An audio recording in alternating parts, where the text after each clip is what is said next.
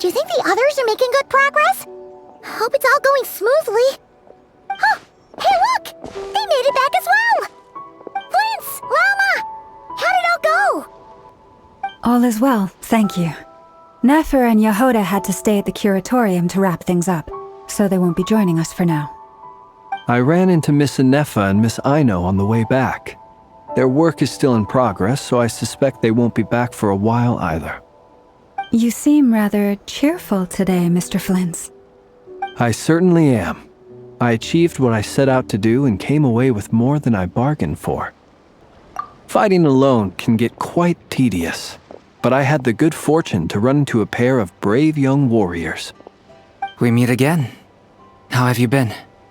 Albedo! What are you doing here? Thankfully, tracking you down turned out to be a lot simpler than we envisaged. These two courageously lent me a hand while I was fighting the wild hunt. When they told me they were Servarka's colleagues, it all made sense. And given how people of outstanding talent tend to cross paths, it's no wonder you're already acquainted. So, who's your travel buddy, Albedo? Why don't you come and introduce yourself?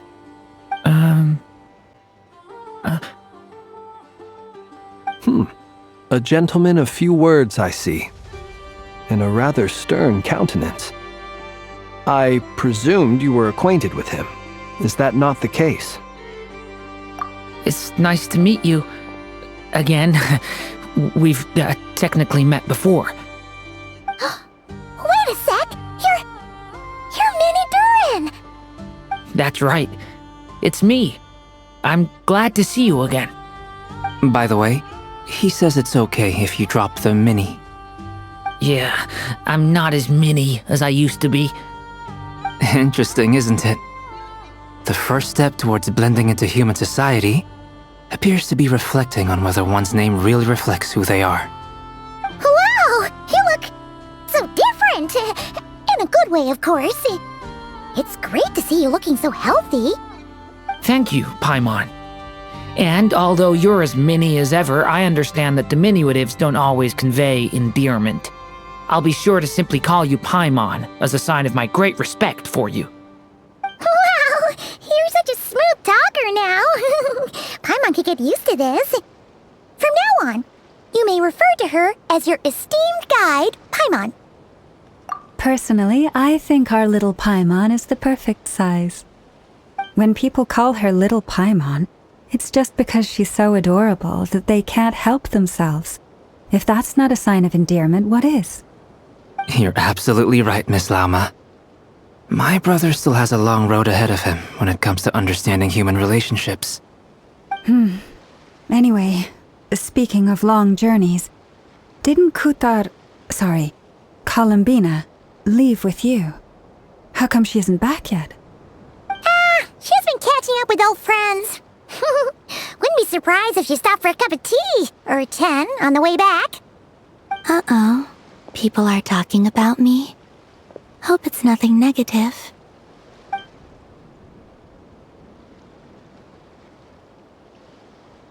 Judging from your expressions, I'm guessing it all went well? It's getting crowded here. I'll go grab some chairs. No need. This is a job for an alchemist. I'll whip some up momentarily. Thank you for your hospitality, ladies and gentlemen, but I was merely escorting my friends back. I'll be meeting Sandrone shortly, as we still have some things to discuss. It's been a pleasure, everyone. But this is where I'll say goodbye. We really appreciate your help. Oh, come on. Spare the formalities. I'm just glad I could help out some true friends. I understand. Well, bye for now, Harlequino. Oh, this place is hopping. It's probably a good thing one of us left. Otherwise, we might not fit all these people in. Are you saying we're about to run out of chairs? As a matter of fact, I am. Come on in and see for yourself.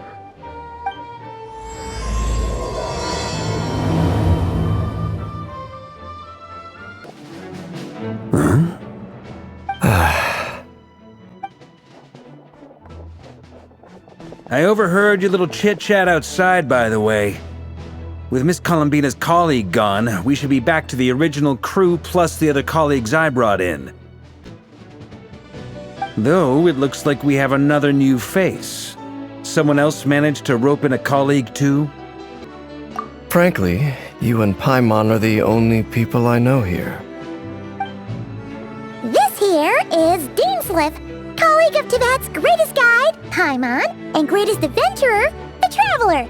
Well, not exactly colleagues, more sort of friends. When someone else jumps in to do the announcing, you know you're speaking to someone important. Let's hear what he has to say. Note to self. Once Paimon knows your name, the rest of the world will soon follow. When he comes looking for us, it's usually something important. Paimon's guessing you've heard about the Wild Hunt, then. From the looks of it, you're about to hold a meeting. If I were to say that the Wild Hunt is our mutual enemy, would that earn me a seat at the table?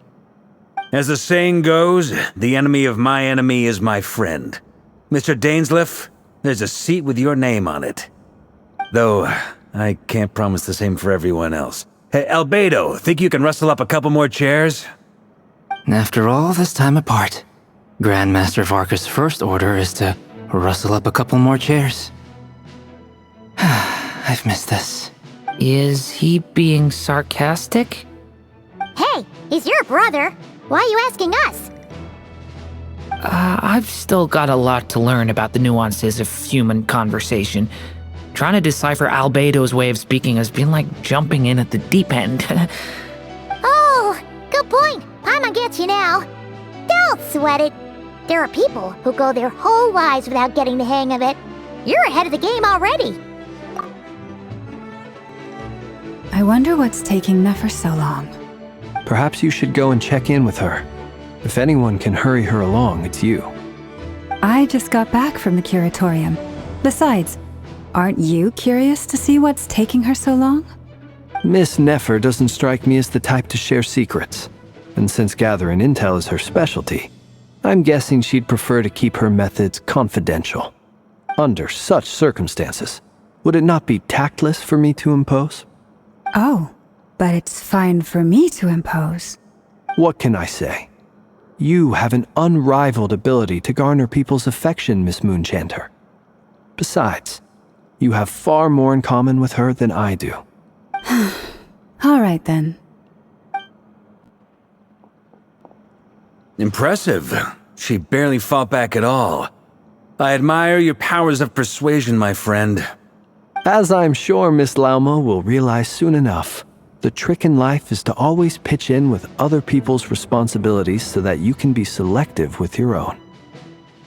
Another trick is to simply hide in the background. Spoken like a true sage.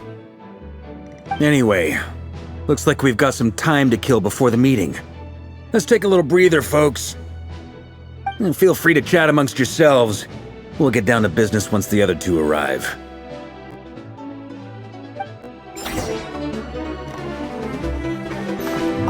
Is there something you'd like to say to me? Yeah, for starters, why'd you just show up here without even giving us a heads up? If you think back to our previous interactions, you may recall that that's hardly out of character for me. You do have a point there. Oh yeah, you'll need to find somewhere to stay the night too, right? Want to tag along with us? You never know. We might get a group discount. Sure, let's do that. Great! Paimon will handle it! And in return, we can get Dainsleif to be our very own personal bodyguard. If that's what you had in mind, you should have said so sooner. I'd be happy to help. Oh, okay then. Paimon was only kidding, but good to know. Anyway, since we're all here together, we might as well watch each other's backs. That's just what friends do, right? Indeed. Thank you.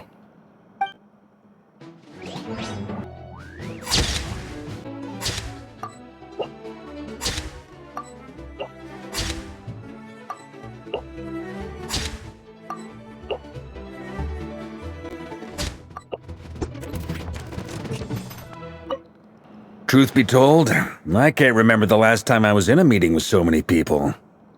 You're not alone there, my friend. The Lightkeepers also struggle to bring everyone together for a serious discussion. I don't doubt that.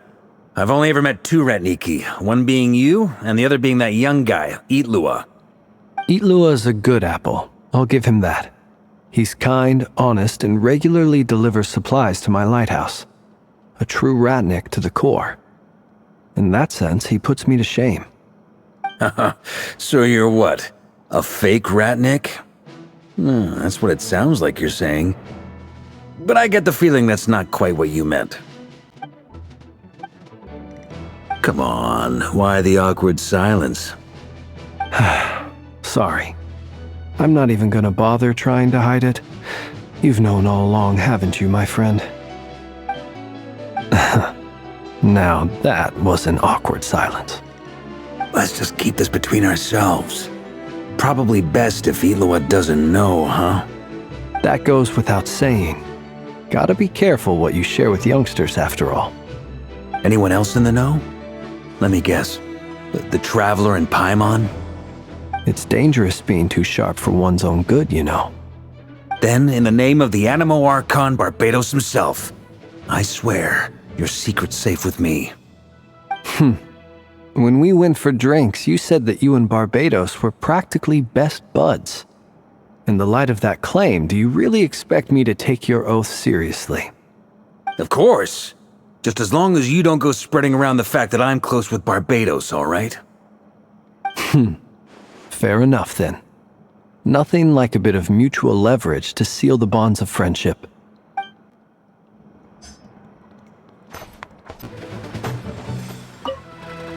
You're both awfully quiet.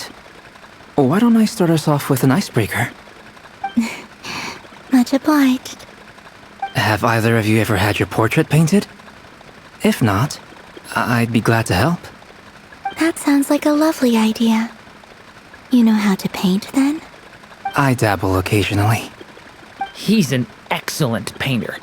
Tables, chairs, people, dragons, you name it. He'll paint it for you. I'm flattered. If I ever get the chance, I'd like to give it a try myself. I'll bear that in mind. Anyway, how about you, Durin? What sort of portrait would you prefer? Oh, I'd be fine with anything. Whatever style feels best to you. Very well. Then I'll play it by ear. You can replicate any style I want? I can try. If you show me a sample, I'll do my best to match it. Thank you. In that case, I'll dig up some reference material for you.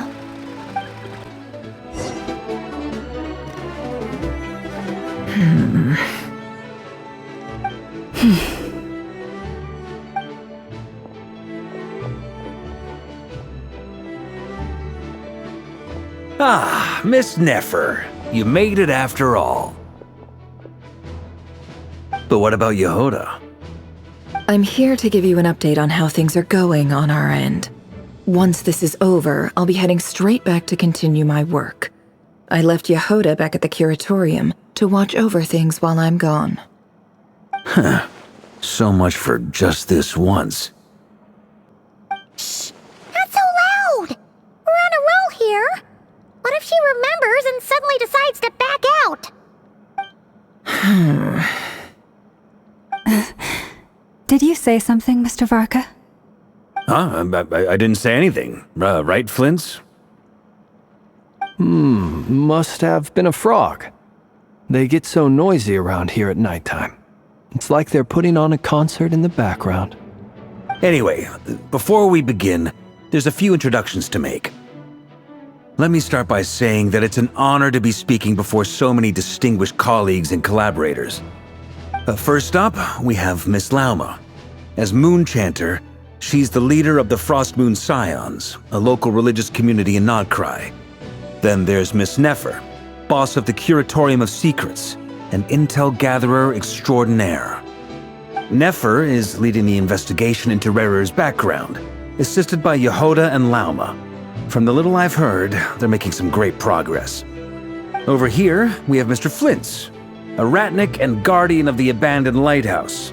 In our last operation, he courageously distracted the Wild Hunt to buy time for the rest of us. For those of you who've never met, this is Mr. Albedo, a renowned alchemist and captain of the Knights of Favonius investigation team. By his side is a new face for us all, myself included, Mr. Durin, who has come to lend his aid. Next up, we have the Moon Maiden and former Fatui Harbinger, Miss Columbina. Then we have the Traveler, who's earned more titles than I could possibly hope to list out, so I'll spare you the rundown. And Paimon, the ultimate travel companion and quite possibly the best guide in all of Tevat. Wow! That's a lot of people! Great turnout! Miss Nefer, it looks like you might have another job coming your way, so, congratulations on the booming business, I guess. You think I haven't got enough on my hands as it is? Who's looking for me now? That would be me, Miss Nefer. I have a commission for you. And you are? Who I am doesn't matter right now. What does matter is that I'd like you to gather more intelligence about the Recher of Solnari. Well, it's not as if we never take on anonymous commissions, but in your case, I'll have to decline. I'm gonna take a wild guess and say your job's probably more hassle than it's worth. Something about you seems like bad news. It's my eyes, isn't it? Conrian, I assume. And what's with the mask? Are you trying to hide your identity? In any case, the fact that you're even still alive raises an awful lot of questions for me. My name is Dainsleif. And yes, I am from Conria. As I'm sure you're aware, the Recher of Solnari's real name is Rerir. He was once an acquaintance of mine. Really? Then you must have been quite an influential figure yourself. You flatter me, but none of that matters anymore. My point was simply to clarify why I have asked Miss Nefer to investigate Rerir's background. So you're both from Conria, and it sounds like you used to be friends? What am I missing here? Surely you already know how he became one of the Five Sinners. I'll tell you everything I know. The history of Conria, the names and identities of the Five Sinners. I remember it all like it was yesterday. I have never spoken openly of this before, but the truth was exactly as people say. The Five Sinners were each driven by their own desires, and it was by playing upon these that the Abyss tempted them to their fall, tearing Conria apart in the process. The visionary, Vedifenir, who wished to foretell the future. The wise, Haroptatir, who sought limitless knowledge. Gold, Rhindaughter, who desired to create life. The foul, Surtologi, who pursued supreme strength. And last, but not least, Recher of Solnari, Rerir, Ravager of the Moon. Of the five, Rerir is the only one who remains a mystery to me. He never harbored grand ambitions, so what changed in the space of a single night? How did he come to fall like the others? In other words, you're saying that his change came as a shock to you, and you have no idea what actually happened? That's right. You mentioned how the Abyss tempted them, which led to their fall. But what did that look like in practice? And what other context can you give me about the events of that time? The more detail you can give me, the better. Strangely, now that it comes to it, I hardly know where to begin.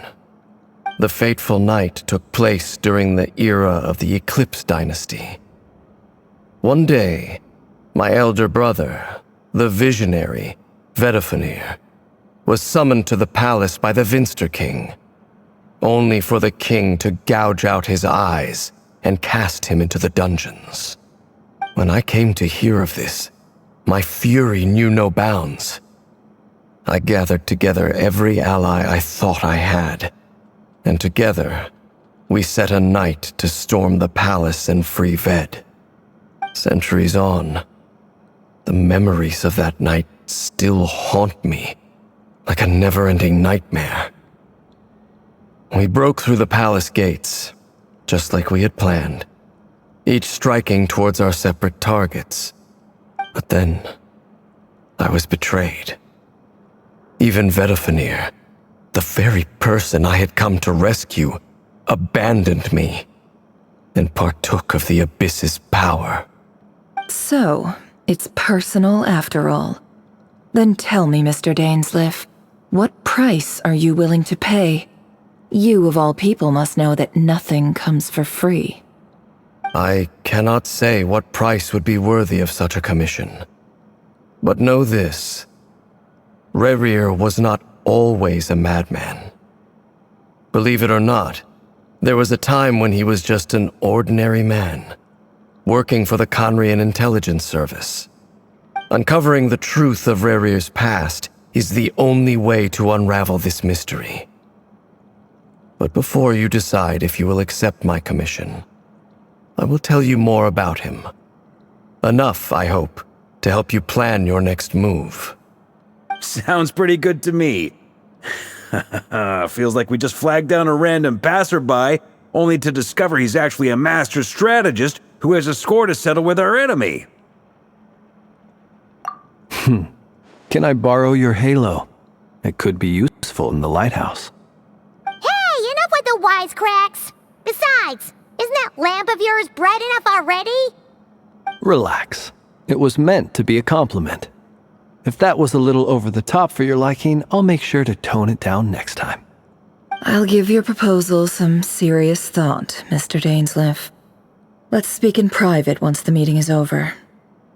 Before that, there's a few things I'd like to share.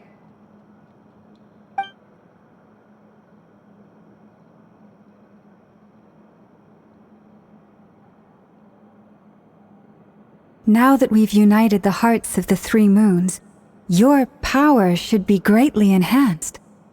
But it seems like that hasn't happened yet. I believe it will take a little longer. You've done so much for me, so I want to be completely honest with you all. Even though I'm doing a lot better now, the truth is, my recovery will likely be an ongoing process. From the moment I was born, my power has been slowly ebbing away. And that is because Tevat has never accepted me. Even with the moons united as one, it seems my rejection cannot be undone. So far, I have yet to find a solution. It may turn out to be a problem that will plague me until the day I finally leave this place behind. Even so, I will do everything in my power to help you drive out the Rayhir of Solnari. As Arlecchino put it, this is not about chasing the spoils of victory. It's just a gesture of heartfelt gratitude. Kutar.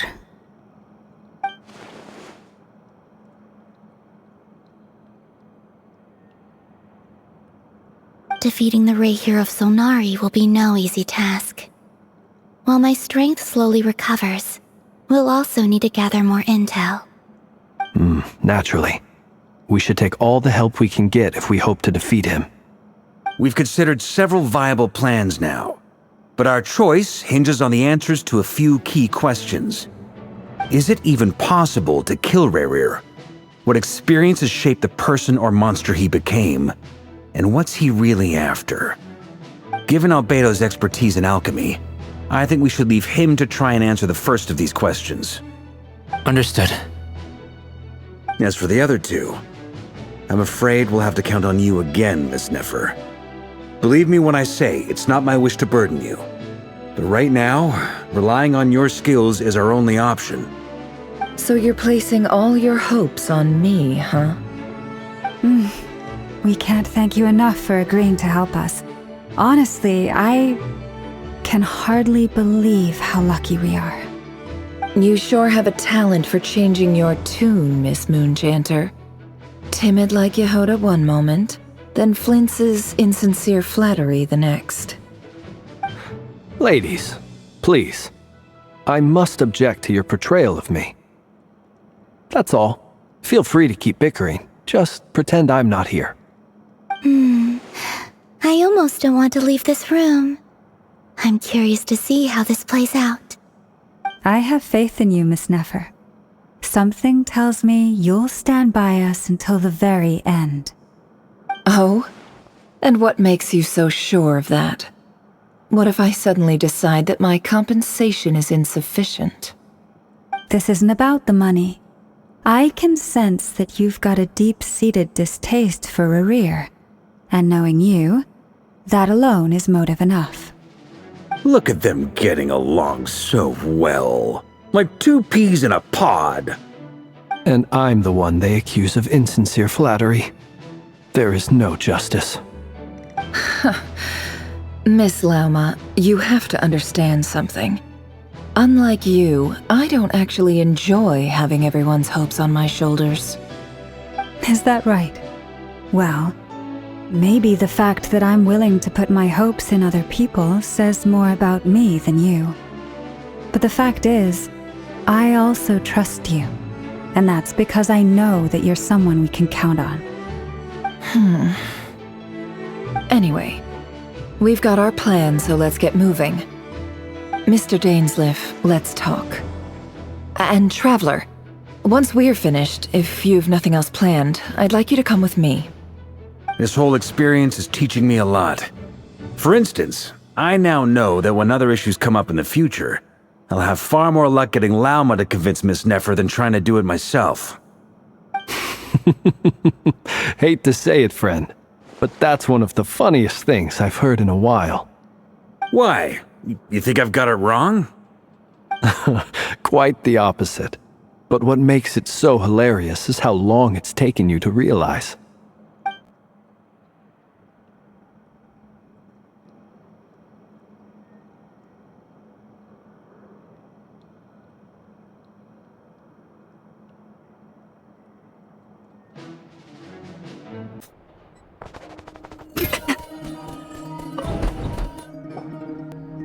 Thank you for waiting. It's okay. We actually used the time to help Dainsleif get a room at the hotel. That's very considerate of you. Now, I trust you share my curiosity about Rerir's past, and you seem fairly familiar with Mr. Dainsleif already. We spoke at some length after the meeting. He was the one who suggested I should invite you to join this operation. He feels confident that these secrets will be safe with you. Dane has a lot of faith in us, that's for sure. Likewise. I appreciate that you got right on board without interrogating me about why I invited you. It shows that you trust me to explain everything in due course. That's because we know what you're capable of. We appreciate you too, Nefer. You might have been forced to help in the beginning, but this time, it was your choice. That's one way to put it. Another is this, that once a decision's been made, it's set in stone. After that, my only goal is to see it through. Alright, so here's how it is. I'm going to access Rerir's thoughts again using my confidential method. Now, I'm sure you've seen things like this before on your travels, so you're surely well aware of how dangerous it can be. The reason I've gathered you all here is to ensure my safety during the proceedings.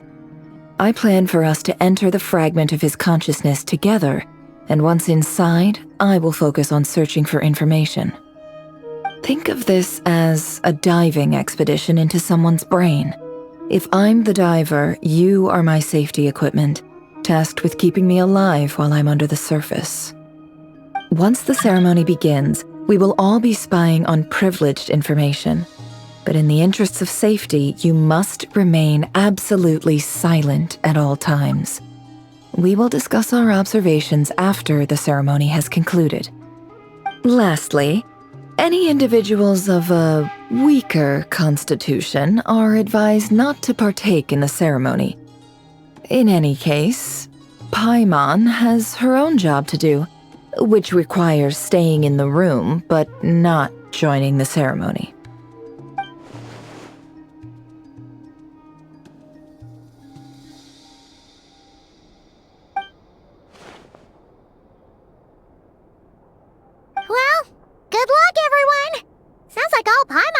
just cross our fingers and root for you guys.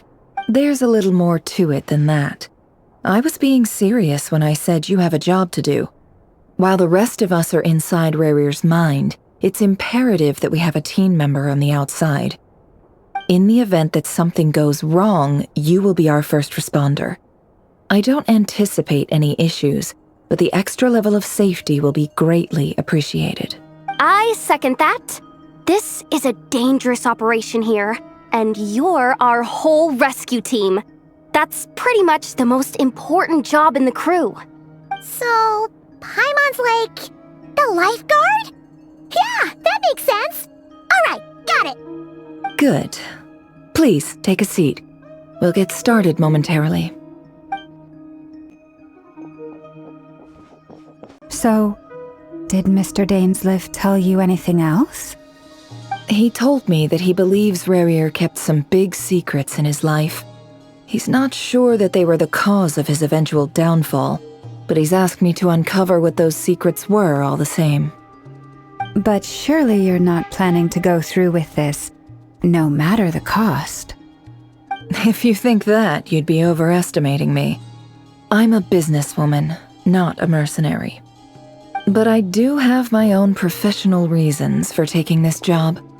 You think I'd turn down the opportunity to get a first-hand glimpse into Conrian history? No chance. Well, as long as you don't let morbid curiosity get in the way of safety concerns, we're good. We'll do whatever we can to help you. You're such a killjoy.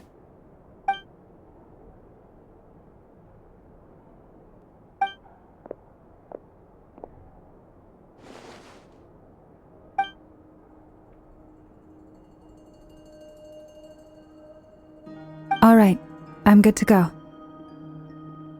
All set over here too. Promise, Paimon, you'll be extra careful. All right. Let your whole body relax. We're about to begin. Close your eyes. Phew. Could this be his office? Pretty standard setup. Bookshelves, paperwork, files. According to Dainsleif, Rarier used to be an intelligence operative. Chances are there's plenty of top-secret intel stashed away in this room. Is this where you keep your secrets, Rarier? Can't say I'm not looking forward to this. He looks even gloomier than last time. I wonder what's changed.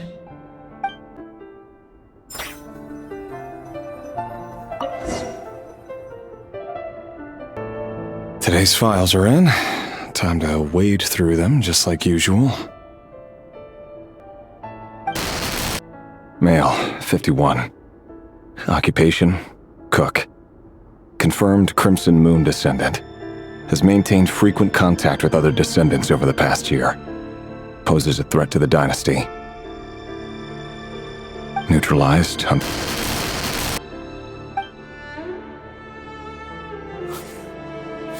This one should be archived under purged targets.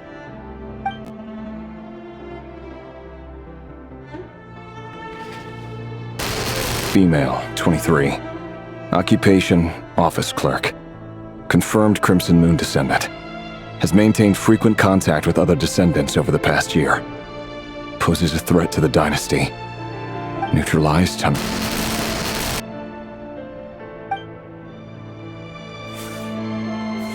Another one for purged targets. Sounds like she was that other man's daughter. Never mind. What's it got to do with me?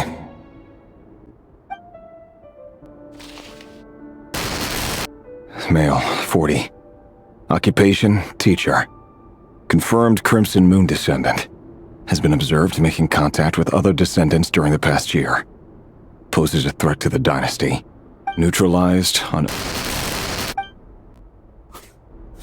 Just another nobody for the archive.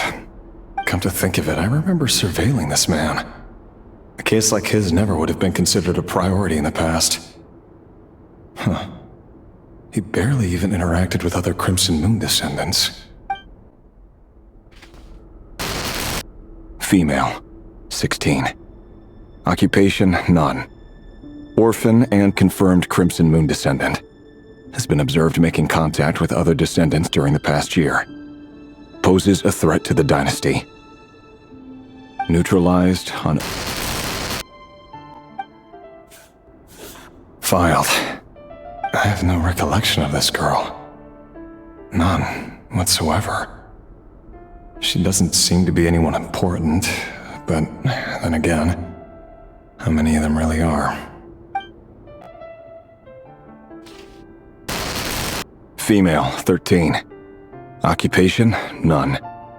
Orphan and confirmed Crimson Moon descendant. Has been observed making contact with other descendants during the past year. Poses a threat to the dynasty. Neutralized on... Filed.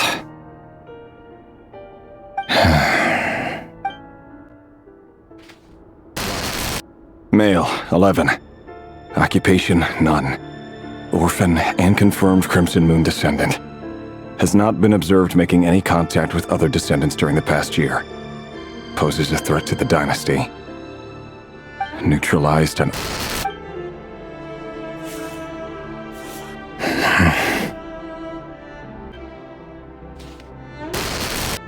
Male. 6. Occupation, none. Orphan and confirmed Crimson Moon descendant. Poses a threat to the dynasty.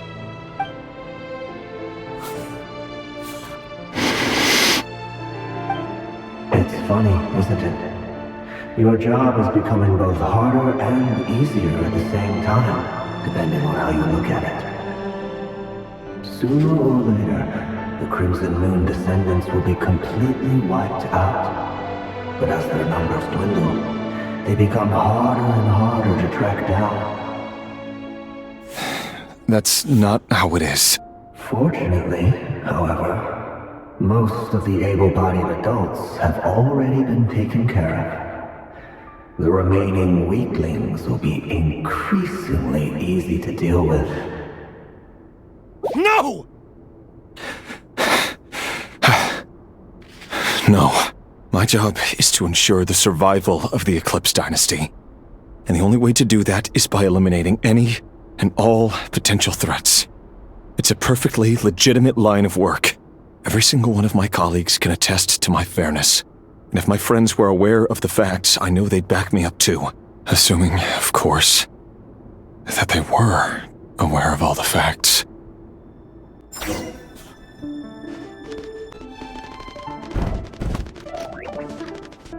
Mr. Vedifalnir, it's been quite some time since we last met. Rerir, I trust you're here because you have something important to discuss.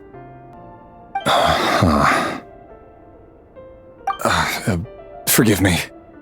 I wasn't tuning out, it's just, I noticed you didn't even phrase that as a question. As if you knew I was coming. Tell me, does someone in your position ever feel the need to ask questions at all? It is indeed within my power to foresee certain things. Things like your arrival. I was just thinking, it won't be long before I'll be inviting both you and Dane to my wedding. That isn't a lie, but nor is it a fact as such. It's a wish, isn't it? No fooling a prophet, is there? Ever since that day we met for drinks, I knew it was only a matter of time before you came looking for me. Does it feel good? Knowing how the future will unfold. I'm afraid the notions of good and bad fail to capture the complexity of what such a power entails. Once you've seen what will come to pass, it can be all too easy to succumb to fear and melancholy. Unless, of course, you learn to abandon these feelings. You fear my silence, and long to hear the words I left unspoken that day. That's right. You must have noticed my reluctance to broach the subject, and the reason is simple. Because the truth could never have lived up to your hopes. For both our sakes, such words are better left unsaid. The burden of prophecy was never meant for your shoulders. So who exactly do you deem worthy to hear your prophecies? None but our exalted king? Or rather, our king as he once was. You're closer to his majesty than I am.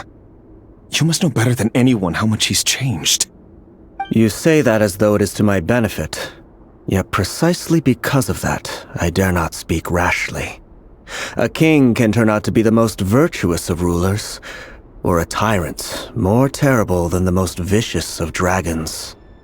You are so wise and far-sighted, yet still you would have me live in fear of the unknown? You make a fair point. Especially given my silence alone was all it took to send you spiraling downwards. Very well then. Let me offer you some advice. And I say this not as a prophet or a visionary, but simply as the brother of your friend. For many reasons, there is very little chance of your marriage ending in happiness. If happiness is what you seek, you should find another fiancé.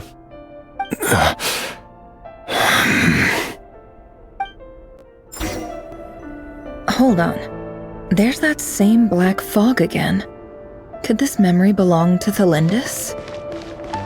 Guess I'd better tread carefully. Wait. Hear me out. This time we finally got a clear look at his face and learned his true identity. His name is Rayrir, and he claims to be one of the king's guards. What did you say? A cruel irony, isn't it? The man you're set to marry leads a double life as a brutal executioner. Why are you telling me all of this now? Simple. It's because I want you to kill him. You are the only person he would never suspect. No, absolutely not. I would never dream of doing such a despicable thing. So you'll just stand by and watch him slaughter us to the last? Do not forget that the blood of the Crimson Moon flows in your veins too. The blood of the Crimson Moon? What does that matter now? The dynasty has long been dead and gone. You think that alone is reason enough for me to throw away everything I have? Why wouldn't it be? You two were once a child of the Crimson Moon, just like me. Don't tell me you've never felt so much as a flicker of fury for the way we were trampled into the dust. As long as you promise to abandon this pipe dream of restoring your dynasty, I can try to persuade him. Or have him persuade the Vinster King. Persuade the Vinster King? Do you even know why he's so obsessed with hunting us down? Why he keeps trying to force us to hand over our secrets? Over and over again? Or why we refuse to give up on restoring the dynasty? The Vinster King. A blind fool. His eyes clouded by powers from beyond this world. A petty little man with a miser's heart. And he dares to sit upon the throne? Mark my words. Sooner or later, Conria will fall. And it will be his doing. If you can't bring yourself to do it, so be it. Just you watch. It won't be long before calamity descends upon us all. The Rayrir of Solnari. That really is quite a secret you've been keeping from me, Rayrir. But who am I to talk? Am I really any better? I've kept my own past a secret this whole time too. Love should be built on honesty. But ours was born from lies. And yet, is it really so wrong to hide things that would only make life harder? If we don't cover up the parts that no one else should see, how can we go on pretending to be normal? Vedifulnir must have known all this. And that's why he made his prophecy. In the end, nothing stays hidden forever. But I won't just sit by and watch this disaster unfold. I'll do everything in my power to protect what I cannot afford to lose, no matter who I have to face.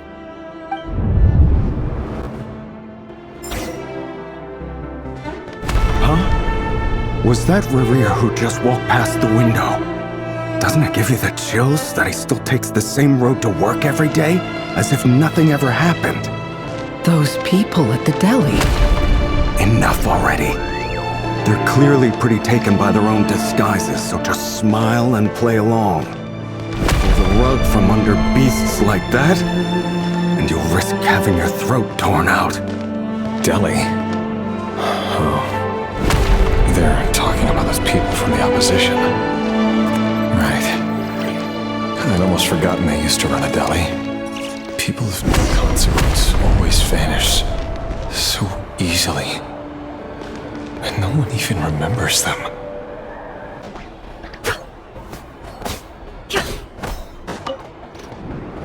But surely you can see he's not the man he pretends to be! So many have died already, and they say that the king's madness grows with each passing day. We're not going to survive this, are we? But why does it have to be this way? Do we really deserve to die just because of the blood that runs through our veins? Felindis, are you even listening? Sorry, Freether. My mind was off wandering. I heard you, though. You're talking about what Rerir said. He's just following the king's orders. He's a secret agent, and it's his job to hunt down rebels and dissidents. By the time you first met him, he'd already taken lives. Maybe he was using you from the very beginning. No. Rerir has no idea I have anything to do with the Crimson Moon. My family are only distant relatives of the main lineage, and besides, my eyes are perfectly ordinary. Truth be told, apart from my teacher, pretty much no one knows I have any connection to any of it. It's been a long time since my family severed ties. But as Orlog said, who could possibly talk sense into that raving lunatic of a king? No one. I'll work something out. Trust me, I'm with you all. But for now, you need to keep yourselves hidden. Don't let anyone find you, anyone at all. Don't forget that Rerir is an Eclipse operative. You need to be extra careful when he's around. And when I am too. For now, don't come looking for me. And if anything happens to me, just act like we've never met. If even you can't escape this, what hope do the rest of us have? But after all this time together, surely he wouldn't lay a hand on you. I won't speak in his defense, nor can I give you a clear answer to that question. But I'll do everything I can to put an end to this. Here, hold on to this. If an opportunity to escape presents itself, take it. You'll be glad you took some spare change. You call that change? But what about you? I've got a job, and there's still money coming in. But you can't go anywhere right now. Please think about yourself for once.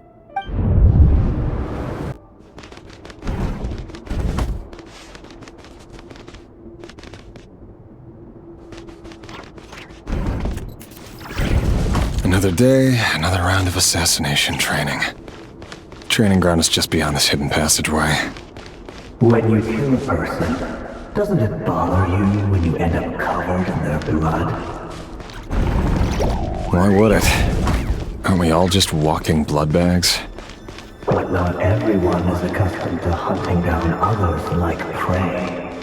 You've been a hunter for so long now, you seem to have forgotten that most people don't just go around killing one another. Leave me alone. Make sure you have a firm grip on the handle, then choose your angle well. Keep your movements light and brisk, and the prey won't sense a thing. Now that No one's ever died a quiet death at your hands. I work clean. No traces.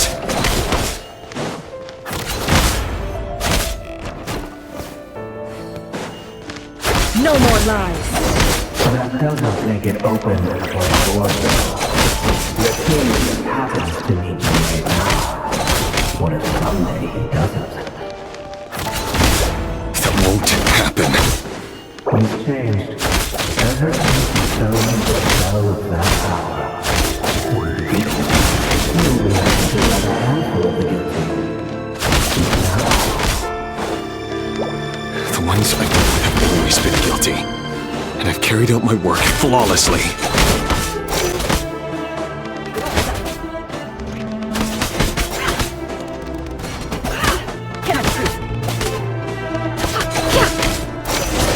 You know why Olympus didn't accept your proposal, don't you? Were you considering the trust me?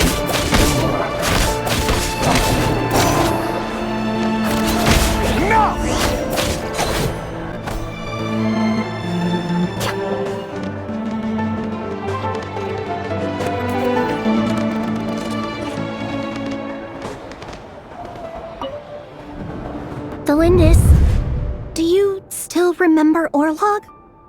Orlog.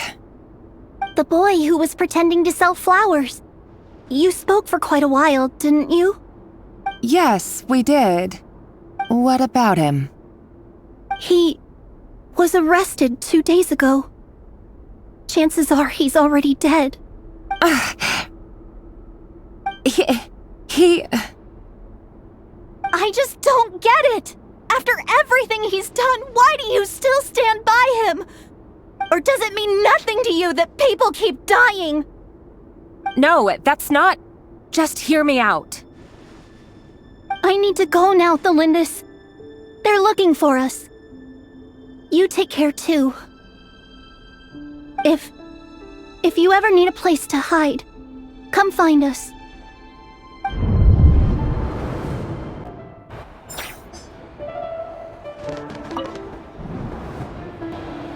Author Delindis. Over the course of this week, the research object was subjected to interference for a total of 47 hours for experimental purposes. The results are as follows. All subjects of observation that were sent inside have now... The situation within is proving more problematic than anticipated.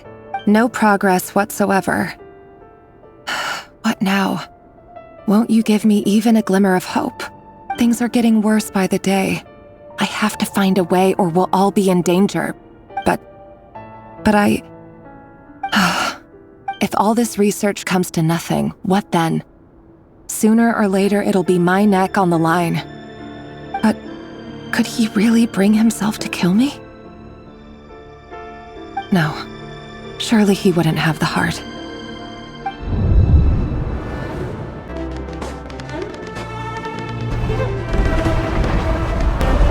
Why won't you just let us go?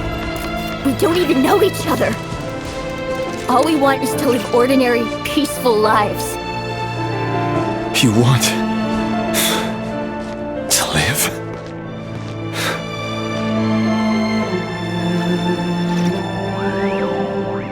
Yes. I just want to go on living. Is that really such an unforgivable crime?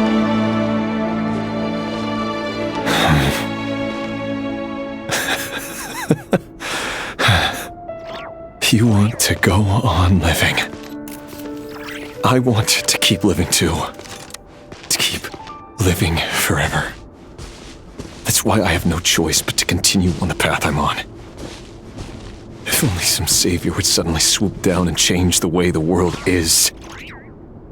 Too bad that's not going to happen. Imagine that. If there really were such a person, you and I wouldn't be standing here like this. Would we?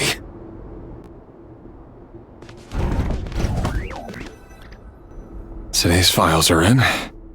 Time to wade through them just like usual. No, I don't get tired of it. It's my job.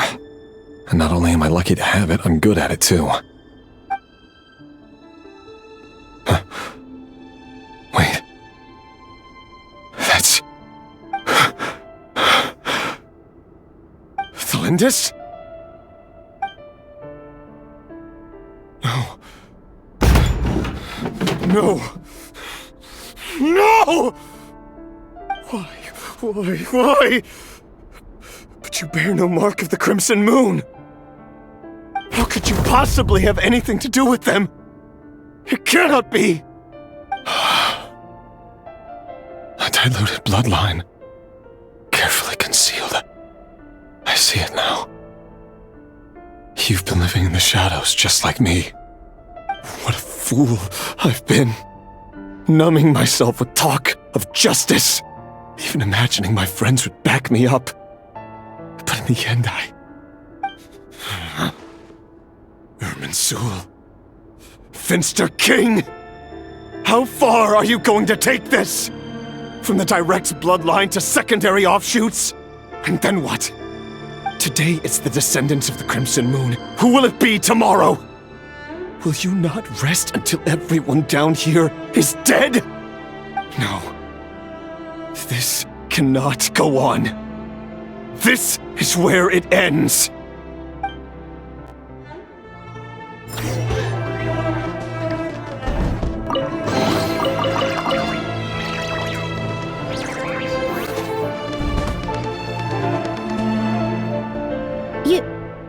You're really letting me go? I am. As long as you can guarantee that no one will find you. Don't worry, I'll be extra careful. No one will know I was here. But what about you? Me? If you let me go, you won't be able to complete your mission, will you? Good point. In that case, maybe you should stay. No, please! I just want to see the outside world again. To... Go on living? Yes. I know you're a man of your word. So please, just let me go. If I let you leave, what will become of me? Just kidding. Go, now. But remember, don't let anyone know you were caught. We'll be seeing each other again very soon if you do. Even shadows in the dark must live by a code. But you can't save everyone. You've been whispering in my ear for days now, Vedifilnir. What are you trying to do? Break me down? I only say this because you long for an answer to your problems. Let her go, Rerir, or you risk losing everything. I will not abandon Thalindis. Then you'll need a little more vigilance and a lot more power. The world is changing, Rerir.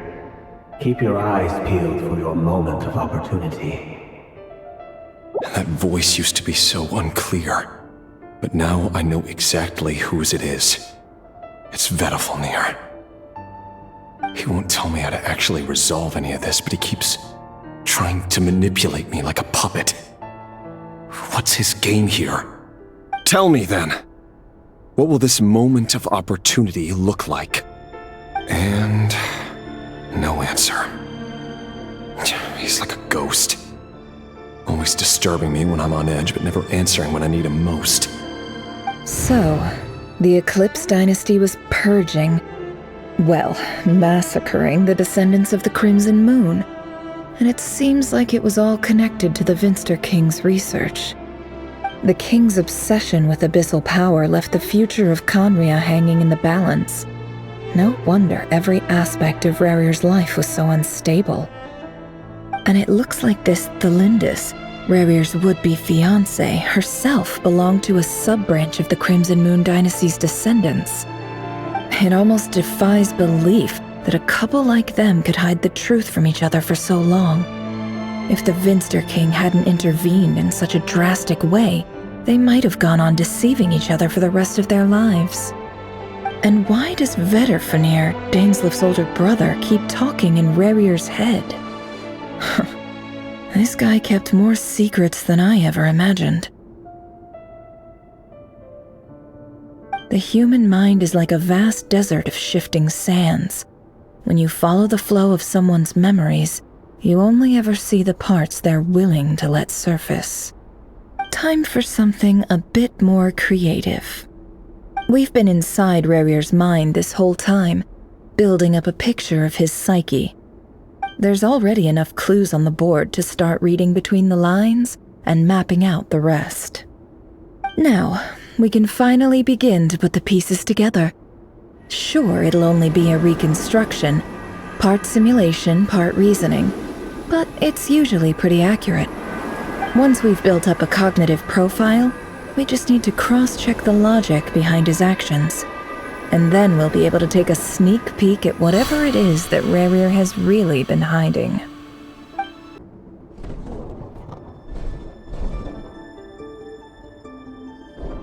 Rerir, are you there?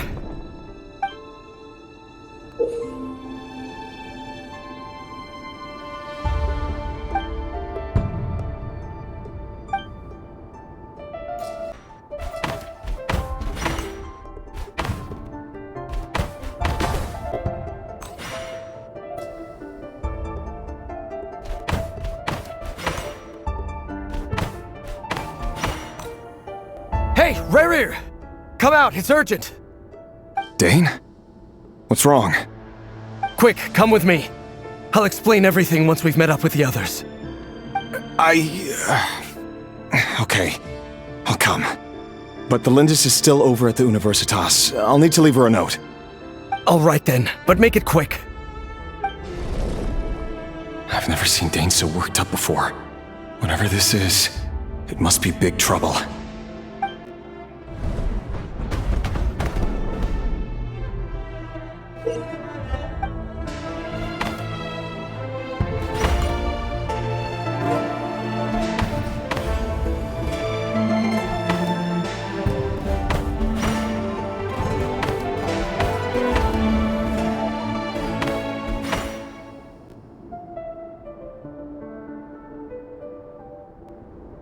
Well, this is a nice change, meeting you all at this hour.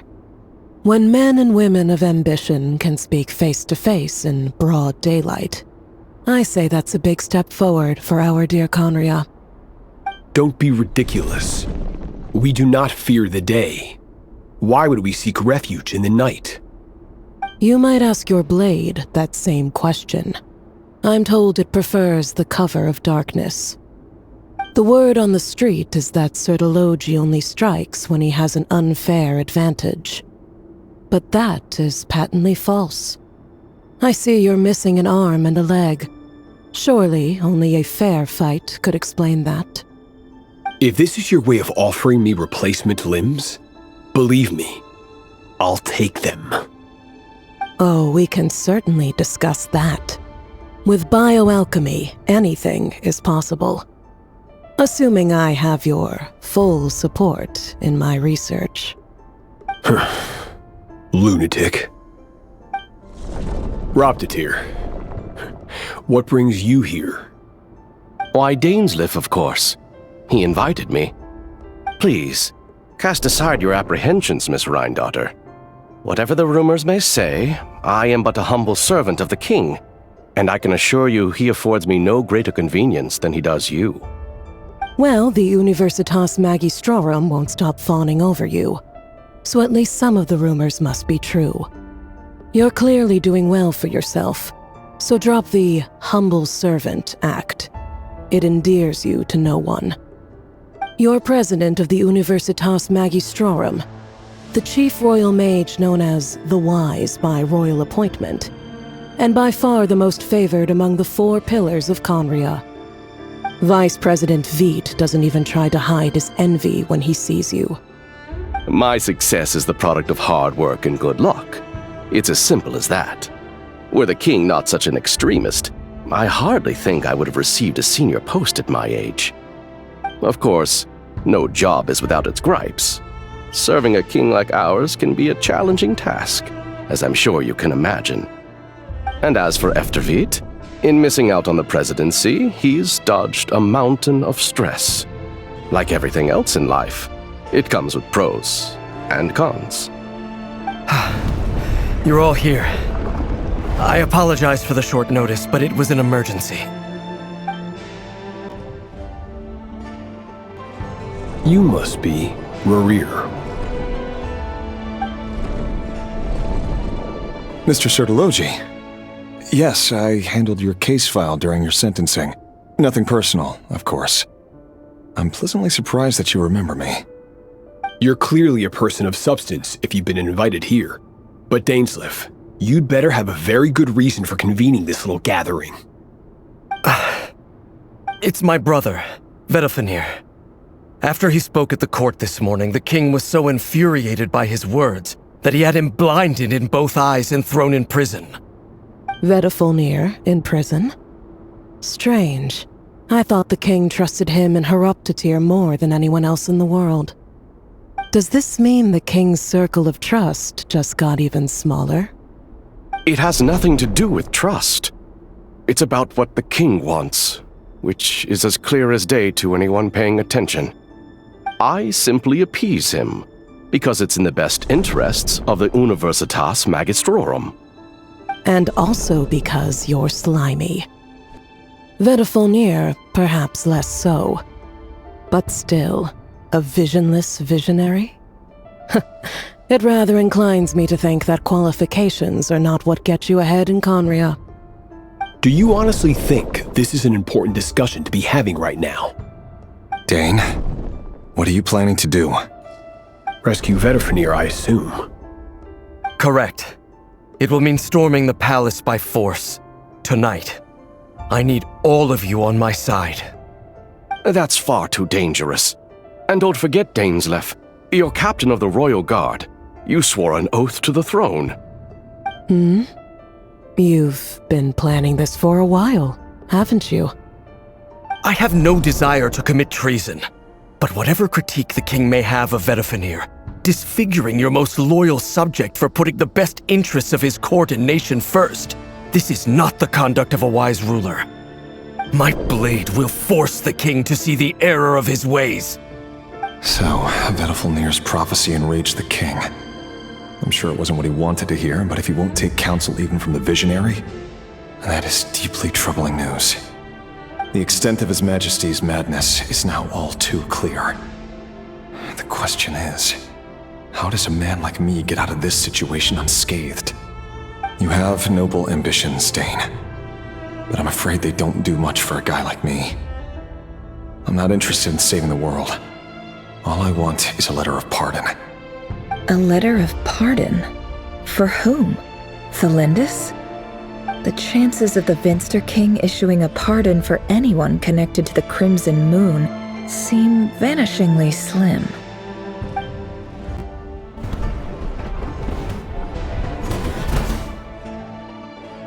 This black fog over the board must have some connection to Thelindis. But why is it taking this form? Does it have something to do with Rerir's past? Another mystery I'll need to unravel.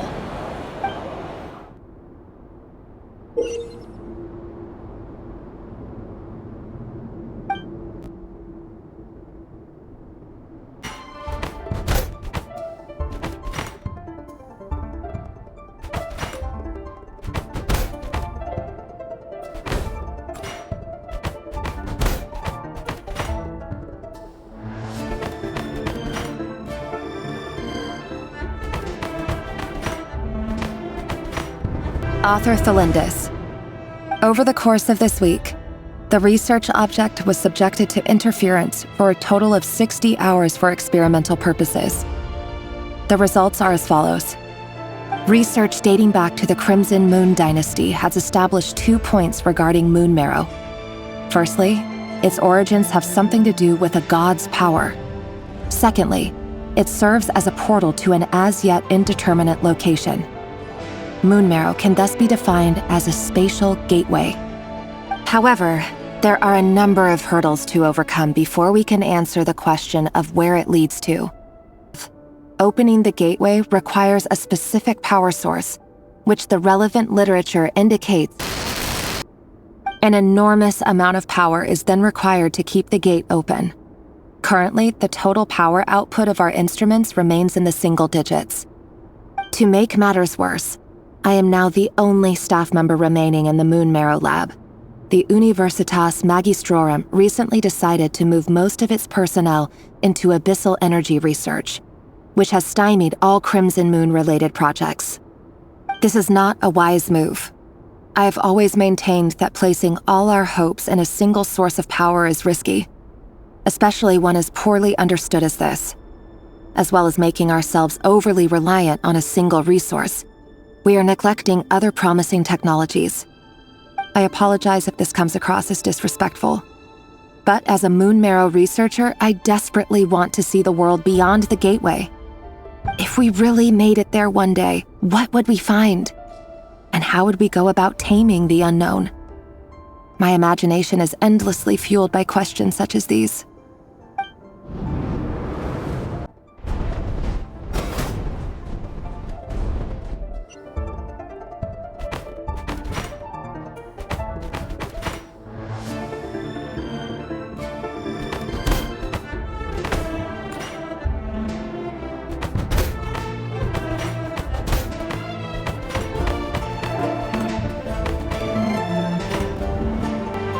This is for you.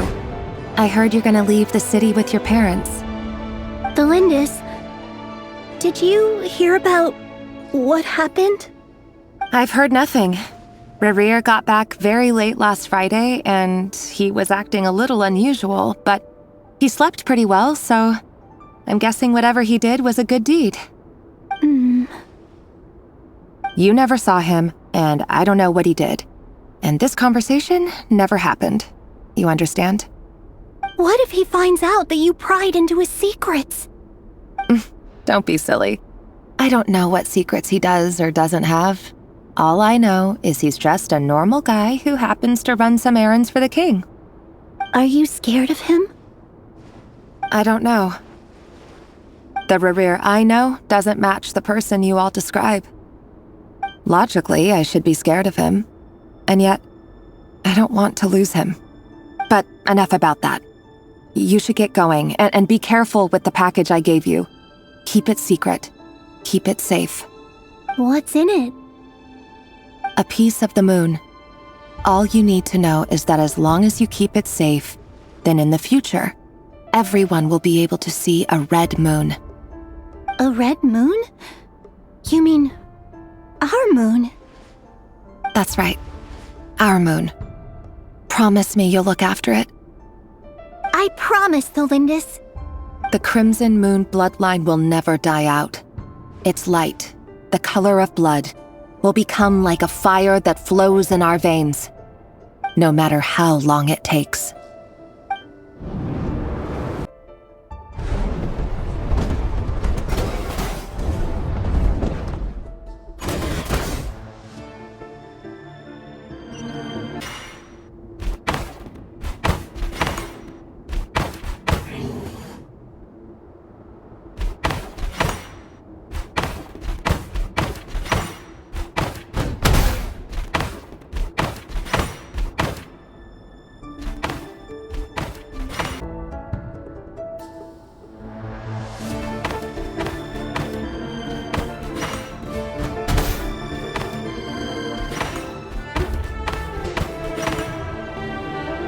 Hurry, everyone, and stick to the plan.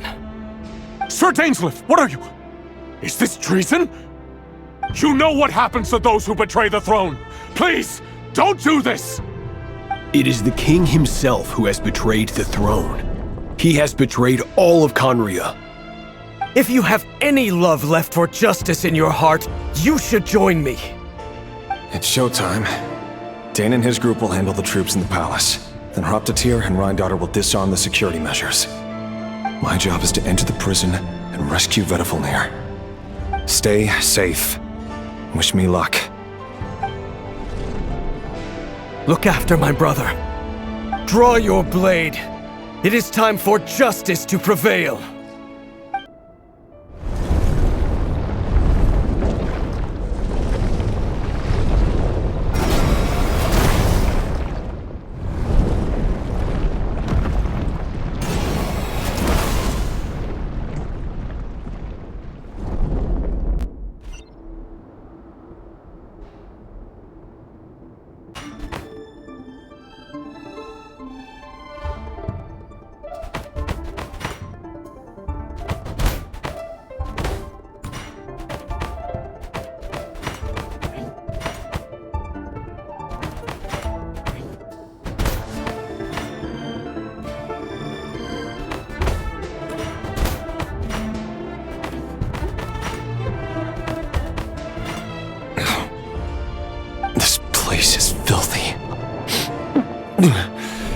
smell is abominable. Clearly, the king doesn't allow his prisoners a single shred of dignity. This is dire. Found you. Hello, Mr. Vedafilnir. Ah, it's you. Surprised? Oh, wait. I guess surprise isn't an emotion that prophets feel very often. I certainly felt some surprise in the moment when I was blinded. Surprise at the king's sheer ignorance. Surprise at just how unfairly this world responds to words of earnest remonstration. I'm curious. What did you prophesize this time? It wasn't a prophecy. It was a word of warning. Someone had to say it. The king has forsaken all reason in pursuit of his obsessions. I simply told him that if he continues on this path, Khaenri'ah will surely fall. But he didn't listen. Worse still, he stabbed you in both eyes and locked you away. Dane asked for my help. The court is in complete chaos now, but I'm sure you predicted that. Everything is transpiring as I foresaw, yet I am powerless to change it. Fate is an immutable force. I can but lament as the inevitable unfolds. I do wonder whether giving a man the power to see the future does nothing more for him than slowly crush his spirit. Forgive my curtness, Vedafilnir, but the king did not suddenly turn on you today. His suspicions have been brewing for a long time. You can't have wisdom beyond the reach of your fellow man without attracting his fear and suspicion. There are things the king does not want to see. So, he doesn't want you having visions of them either. He blinded you because he thought this would make the visions stop. He wasn't entirely wrong. I did indeed lose my power to see the future. Right up until... Until what? Just now. I believe I saw something new. Well, tonight could go a lot of different ways. 5 of us banded together to storm the palace, also we could rescue you. This will go down as the most tumultuous day in Khaenri'ah history. I sense hatred in you, but also hope. A desperate hope that with the tyrant deposed, that will be the end of the story. But this is not the end. It is the beginning of a new chapter, in a whole new story. There are many men of honor and courage in this world, Rerir. But you are not one of them. You're not here for justice, are you? You're here for yourself. Is that a dagger? Interesting. Why not the polearm? It was always your weapon of choice. With your abilities, I don't doubt that you were able to recover some of your sight. But I also doubt that you want to make an enemy of me right now. Of course not. We're on the same side, aren't we? We could be. But I need you to be honest with me, Vedafilnir. At this point, you're my only hope for the future. You mean your future? With your beloved, Felindis? Yes. And I know there are bigger things at stake here. A dynasty, a nation, maybe the entire world. But forgive me, I care first and foremost about myself. I can't abandon the one I love to save myself. I just can't do it. But you see a broader picture of the future than I. You see the solutions to the biggest problems of our age. So tell me, what is my solution? What's the answer? In matters of fate, answers are either right or wrong. What will be and what will not.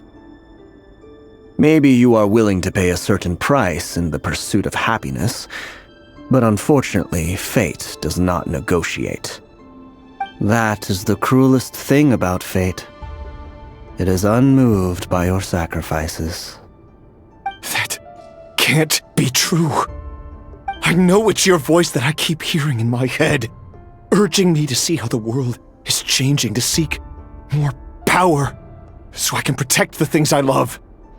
You show me disaster, but you won't show me how to avoid it? Why? Why are you doing all this? My voice. in your head.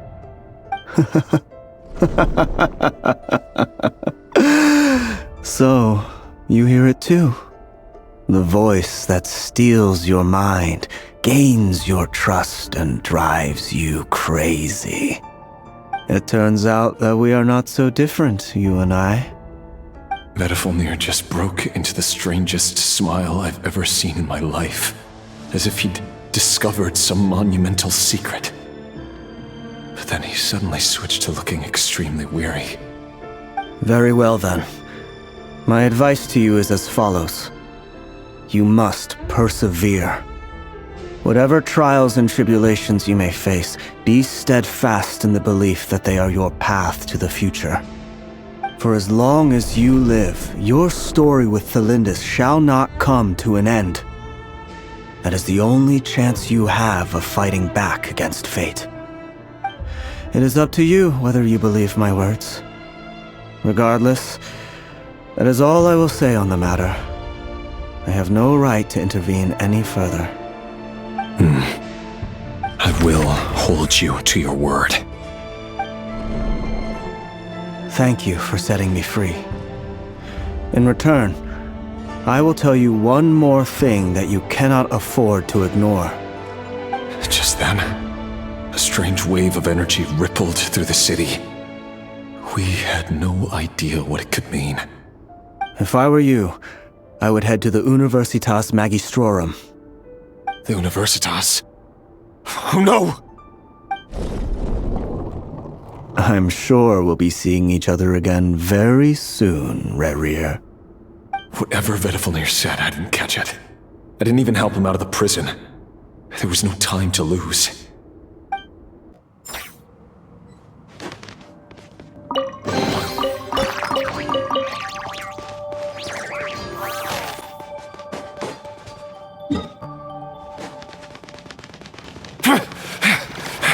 Monsters? Is this Run Daughter's doing? The Universitas Magistrorum.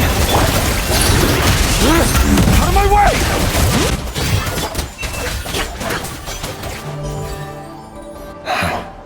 The Universitas. That reminds me of a rumor I once heard. Allegedly, the king installed secret mechanisms in the palace and around the city. No one knows where they are or what kind of power they hold. But if they were ever going to activate, it would probably be on a night like tonight. Help! Help! Hold on!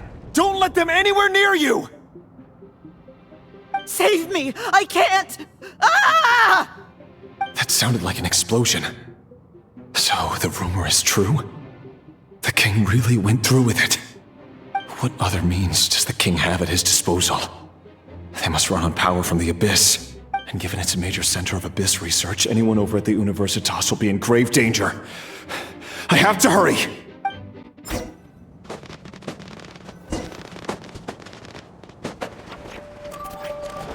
No more lies! By the frost moon of old. Leave. Time to shine! Yoo-hoo! Laid bare, witness my rise. Overrule. Can't hide the truth. Seek within. It all adds up.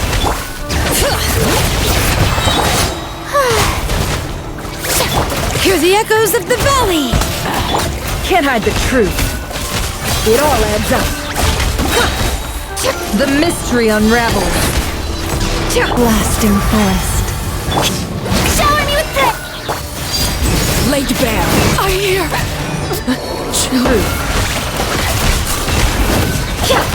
Let the world collide! Let the mountain's veins boil!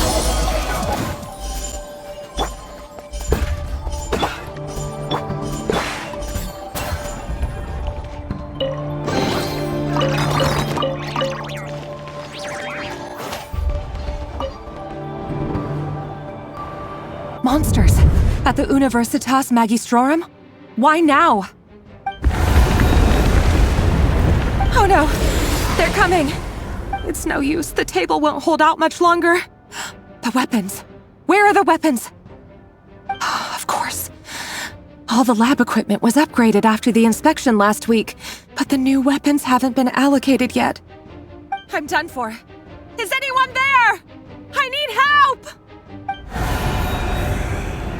Ah! Stay back! Please stay back! Please!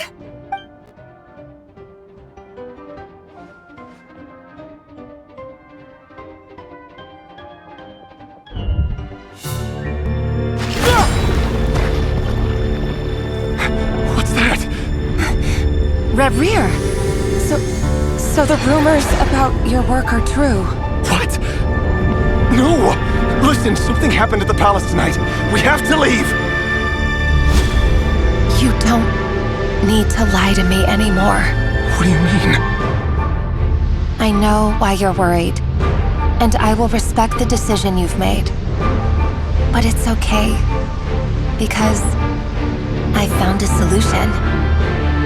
I know how to end all this. You can have it back. The normal life you so desire. But until then, I'm afraid our wedding will have to wait. Celindus? No, don't do it! Celindus! Celindus!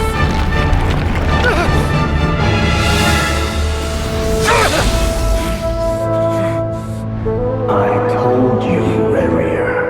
Let her go. You will find someone better.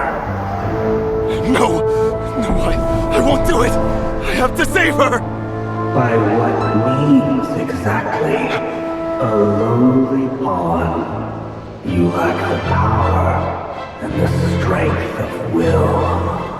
Do you know a way? Tell me! Come to the palace. Join us.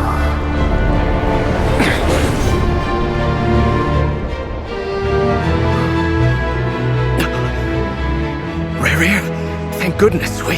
Step forth and take your share. You made it. Not you too.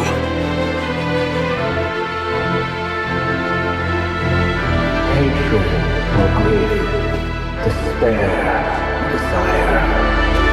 We all have our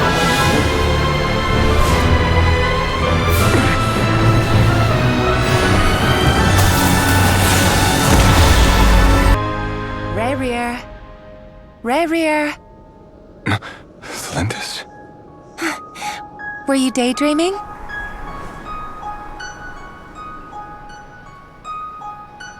You still remember, Reverie?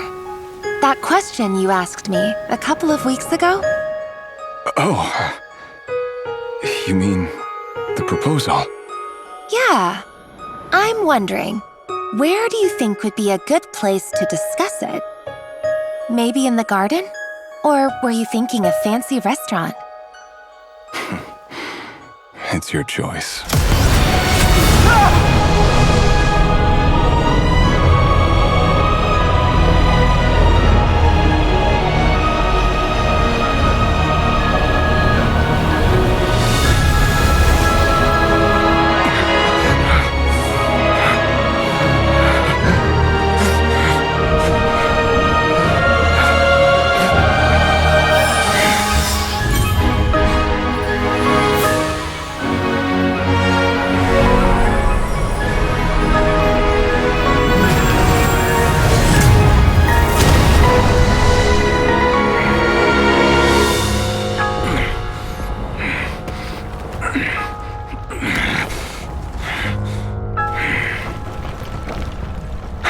Find you.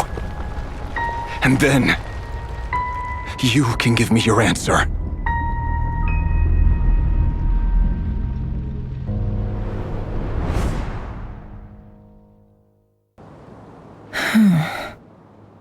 So that's how the Raker of Solnari was born. A monster created by circumstance is a monster all the same. Viewing other people's thoughts for too long can get uncomfortable. Right now, I'm feeling a strong sense of loathing. In a nutshell, the story of Conria is what happens when the truth falls by the wayside. Everyone tells little white lies, and before long, you have a huge pack of lies that destroys everything. Phew. Time to get back. His past is filled with sorrow, but the tale of any fallen civilization is one of endless tragedy. Cruel as it may be, that was Conria's fate.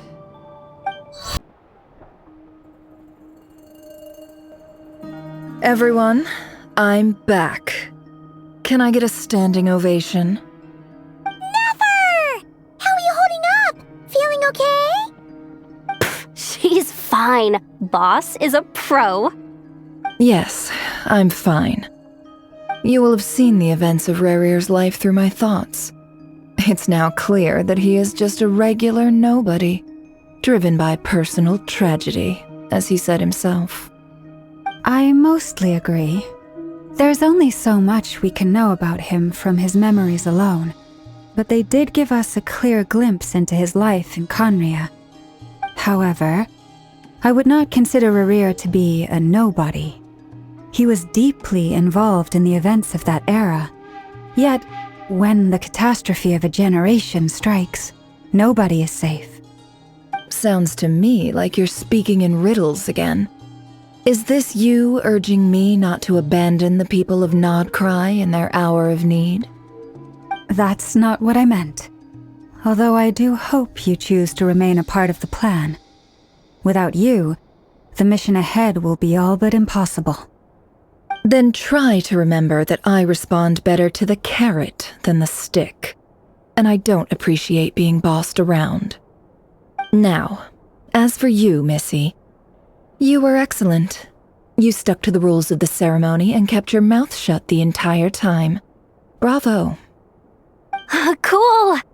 So, can you fill me in on the deets now? Most of what I saw went right over my head. Patience. You'll hear the whole story, don't you worry. But let's meet up with the others first. It will save me narrating it twice. Yehoda? Yes, boss! Let me get that door for ya. That's more like it. For a moment there, I was worried you'd forgotten about the first clause of your employment contract. Forgive my curiosity, but what does the first clause say? It says I gotta do the annoying stuff that boss is too lazy to do for herself. Like opening the door, pouring the tea, yada yada. Is that right? If something is in the contract, it's because she willingly agreed to it. Rest assured that the Curatorium abides by the very strictest of labor policies. You don't seriously think I'm cruel enough to treat her like my slave? In any case, I've hardly shied away from my share of the work today. Hope I don't catch Flintz and Varka lounging about in their chairs, enjoying a leisurely cup of tea. There's nothing I dislike more than other people enjoying themselves while I'm hard at work.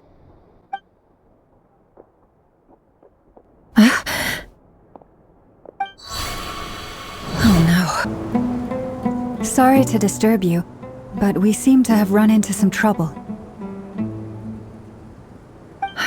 Evidently so.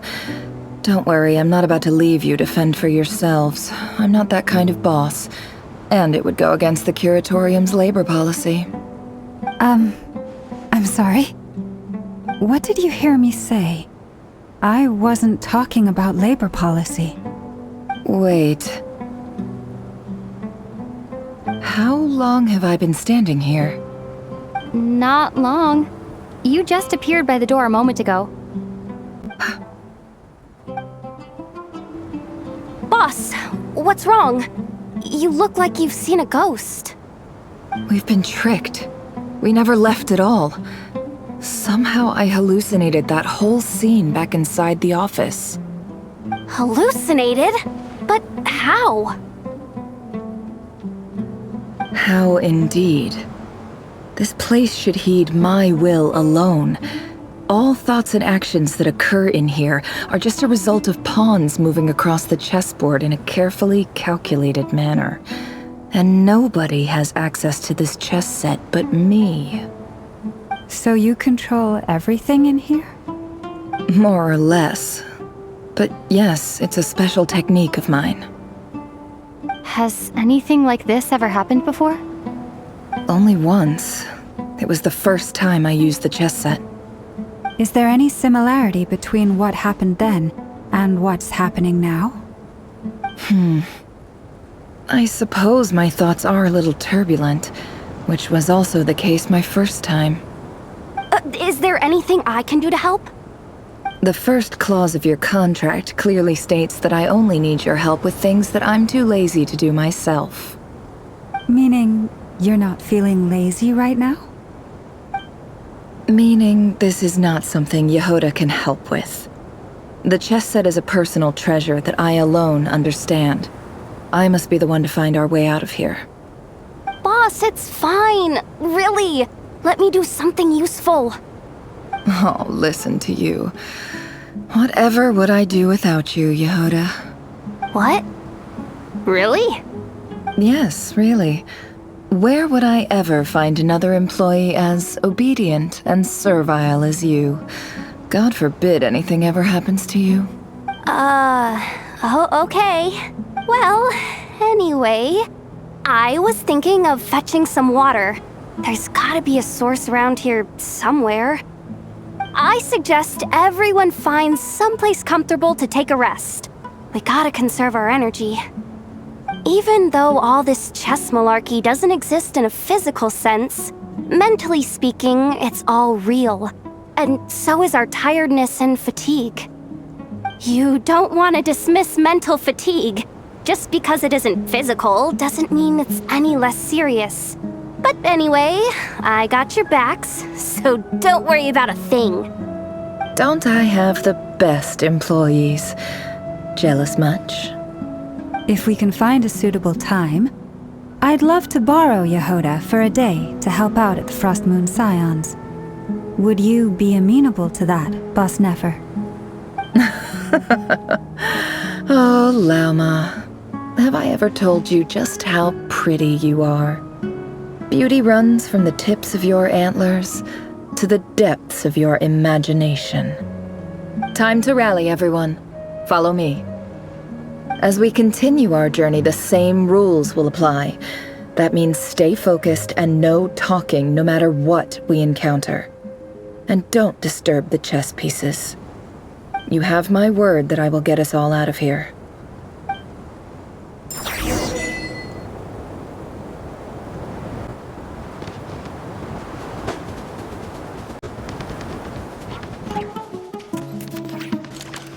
This place looks familiar. That's not a good sign. There's someone up ahead. I wasn't expecting visitors at this hour. Wait, is that? Oh, it's him. There you are! Sinue's been looking for you all day. I think he has some news for you. Oh yeah? What were you doing just now, Uncle Retinue? Hiding away some more loose change? I know I saw some Mora. What do you mean loose change? Oh, come on, I'm too old for this. Just pretend you saw nothing.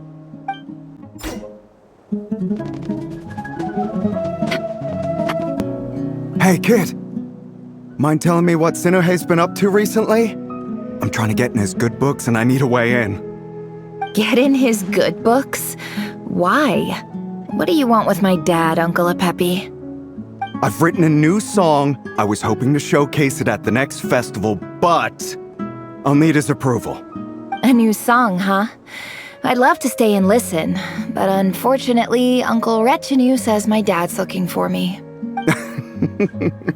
Well, there's plenty of time and I'm not going anywhere. See that pile of stones? I'll be sitting there warming up my vocal cords. Come find me when you're done. Pile of stones. Got it.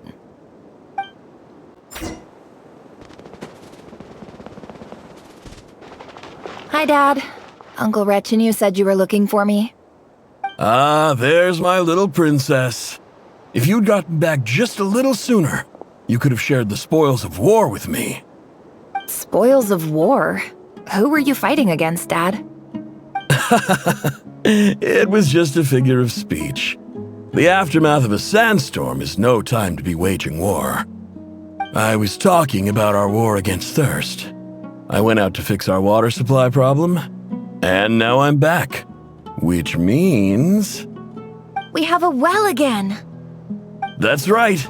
I found a new one and brought back as much water as I could carry. It should last us for a good while.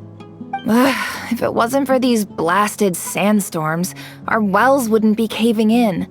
You wouldn't be spending all your time out searching for new water sources. As the chief of our tribe, I'm supposed to be leading us out of hardship and poverty, onto better things. You know how prosperous our ancestors were. I've told you all the stories. And look at us now, squeezed into these hovels.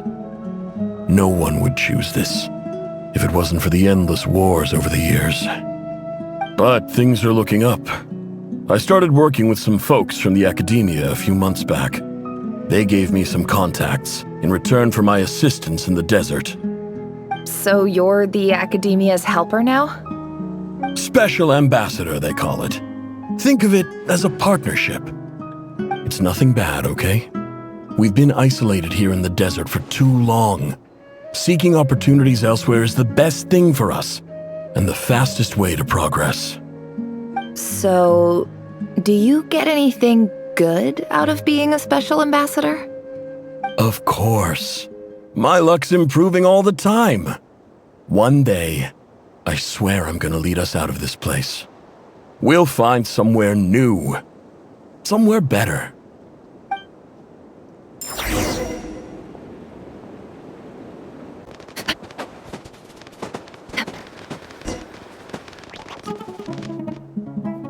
That's our well, and you know it! You stole from us!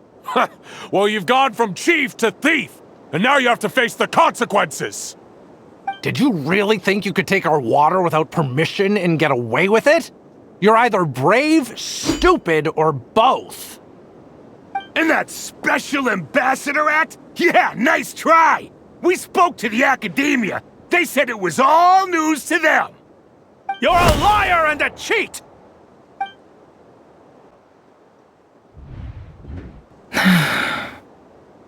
I heard Yehuda gasp, but I don't blame her. Most people are terrified by the sight of blood. Corpses strewn across the ground. The wounds are clearly from scimitars and daggers. The desert dwellers' weapons of choice. There's a handwritten note on the ground. Let's see what it says. Halil, this is Sinuhe, chief of the Shimti tribe. Surely you remember me. I was the one who helped you and your colleagues avoid the quicksand in the desert. This is my second time writing to you. I assume my last letter must have gotten lost in the mail, as I didn't receive a reply. I hope this one makes it to you safely. I'm writing to you because I need some help. That sandstorm the other day completely blocked up our well, forcing me to look for another water source in Iab and Unut territory. It was a matter of survival. Praise the gods. The well of the Iab tribe was intact. It was my last resort. I drew what water I could and left, but not without being spotted. I fear they will retaliate. You told me to write to you if I ever needed help. You said you'd be my ally in the academia. I urgently need you to formally recognize my title of Special Ambassador and send some of your people to assist me for a few days. It's the only way I can convince them that this was the academia's decision and prevent them from retaliating. This is an emergency. Please send help as soon as possible. Looks like this letter never got sent. The writer died a grisly death, and the letter was trampled into the ground. It's badly defaced. Some parts are barely legible. What a ridiculous lie the surviving Shimti tell. Their whole village was butchered over a sip of water. Ah, officer. Welcome. Welcome to our humble village. I thought you would at least have the courtesy to provide some respectable libations. This is the finest wine Aru village has to offer. I promise.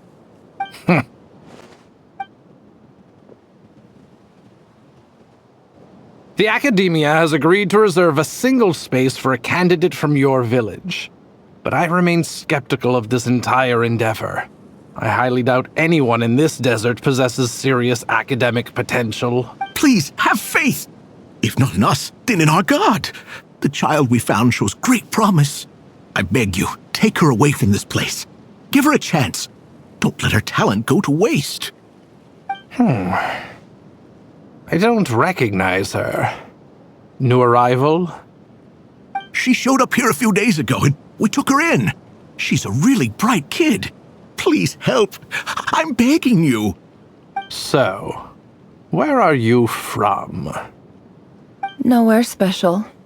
Just a sand dune. What about the rest of your family? How many of you are there? Just the one. It's only you? Correct. So, no brothers, no sisters, no mother or father? Any who have slept on a bed of sand, I call my brothers and my sisters. Apart from that, I have no family. All right. Get over here. Sign your name on the form.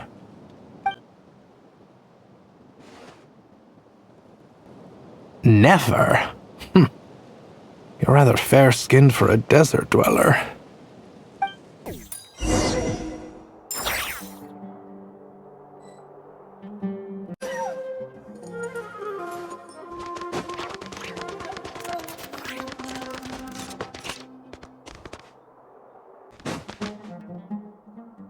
Nefer, this term's assignments have been issued already.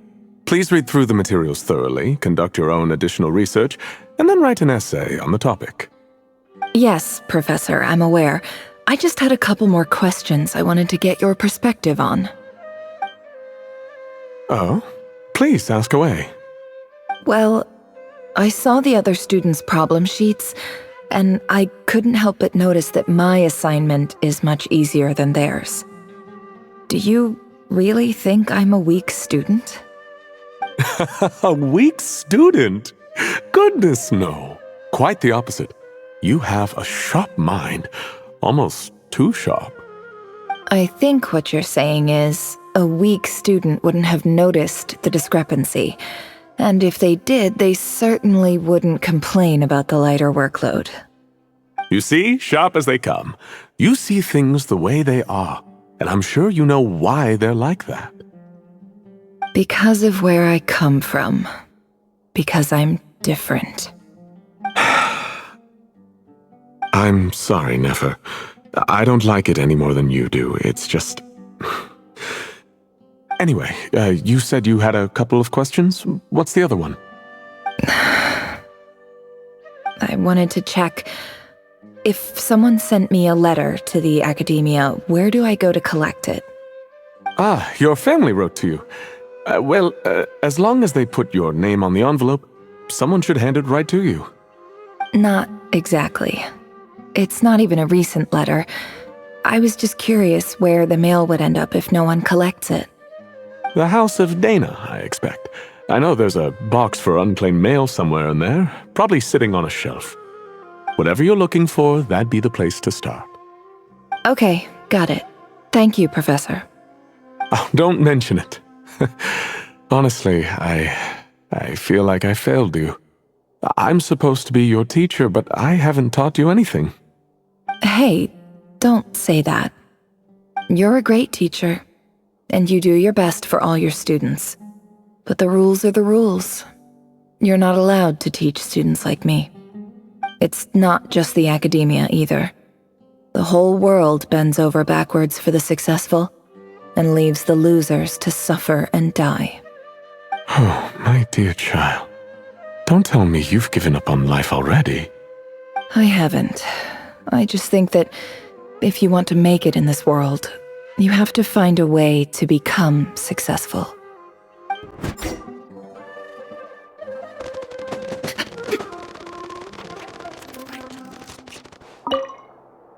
This must be it. A big cardboard box full of unclaimed mail. And probably some letters that ended up here by mistake, too. Let's take a look.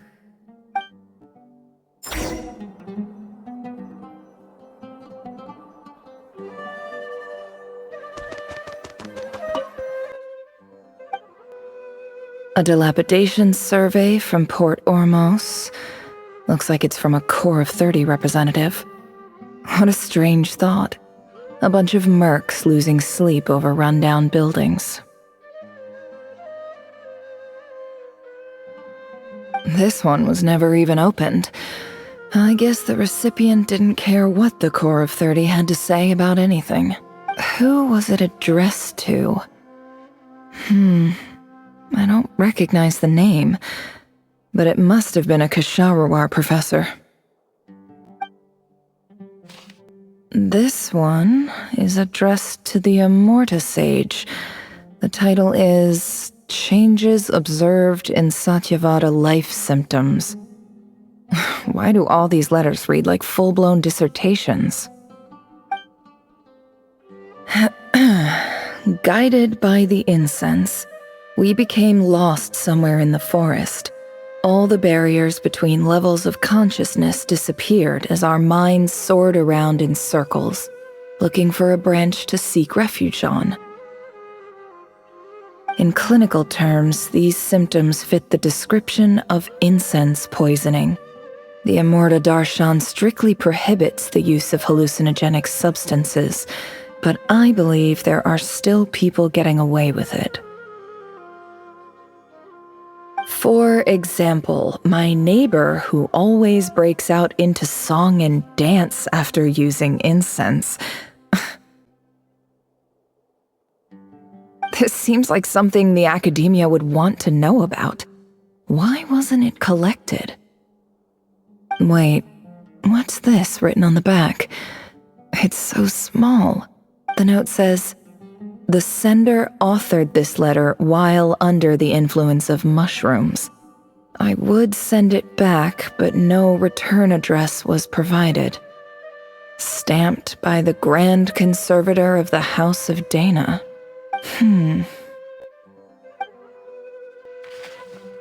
This next one is addressed to Grand Sage Azar. A few words of protest regarding recent changes in Sumeru's educational policy. In recent years, the academia has taken on a small number of students from the desert region, as per the policy to this effect. However, it appears to me that these students have not, in fact, been provided with educational opportunities that are, in any meaningful sense, equal to those enjoyed by their peers. As well as receiving dumbed-down assignments and perfunctory tutoring, they do not even have full access to the Akasha system. Education is the fundamental purpose of this institution, which should go without saying in a nation whose founding virtues are knowledge and wisdom. I ask you, is the lip service we pay to the policy of education for desert students truly the standard of pedagogy to which the academia aspires? As Grand Sage, policy decisions are your prerogative, but do not forget your roots. You and I were once students too, as was everyone else in this institution. I do hope you will give some serious attention to this matter. I encourage you to discuss issues like this with myself and others, and listen to some alternative opinions. Great letter. Shame it didn't get to where it needed to go. And the sender is... Sage Cyrus of Spontamod. I didn't realize anyone else even knew how bad students like me have it in this place. So this is where letters from the Sage of Spontamod end up? Nice one, Grand Sage. Really enlightened leadership. Whatever. This isn't what I came here for. Moving on. I'm not exactly holding out hope that a letter sent from the desert would even make it here. But if it did, where else would it end up if not in this box? I can't believe how much discarded mail there is. Must have been years since someone last went through it all. And this is just one box. The whole house of Dana is boxes on shelves. I don't believe for 1 second that any human being has sat down and read through all the documents in this place. Who has that much free time on their hands?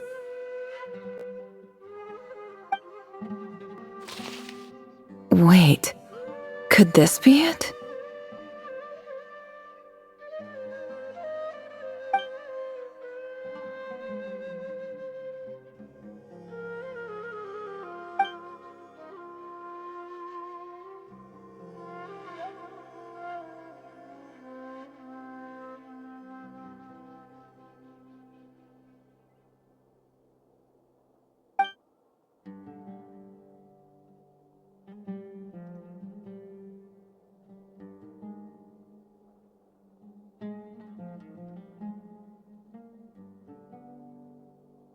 Greetings, Halil. My name is Sinuhe, chief of the Shimti tribe. I was the one who came to you and your colleague's aid when you ran into trouble in the Great Red Sand. I don't know how well you remember it now, but I brought you to safety and gave you some water and other supplies. You seemed very pleased and told me your name. In my tribe, learning a person's true name is serious business, and I therefore see you all as friends. You were kind enough to leave your contact details, so we could stay in touch. The Shimti tribe lives a harsh, nomadic existence in the desert. You were sympathetic towards my plight, promising to make me a special ambassador of the academia and help us find a way to make a better living. This brings me to my reason for writing. Our tribe has fallen on particularly hard times, and I would like to ask for your assistance. There was a terrible sandstorm a few days ago, which blocked up the well in our land. To ensure my people's survival, I had no choice but to venture into Iyab and Unut territory in search of an alternate water source. The Iyab and Unut are descended from the Thamudians, while we trace our ancestry to Tulatala. We worship the Lord of Flowers and have had relatively good relations with our fellow tribes up until now. I found a well belonging to the Iyab tribe.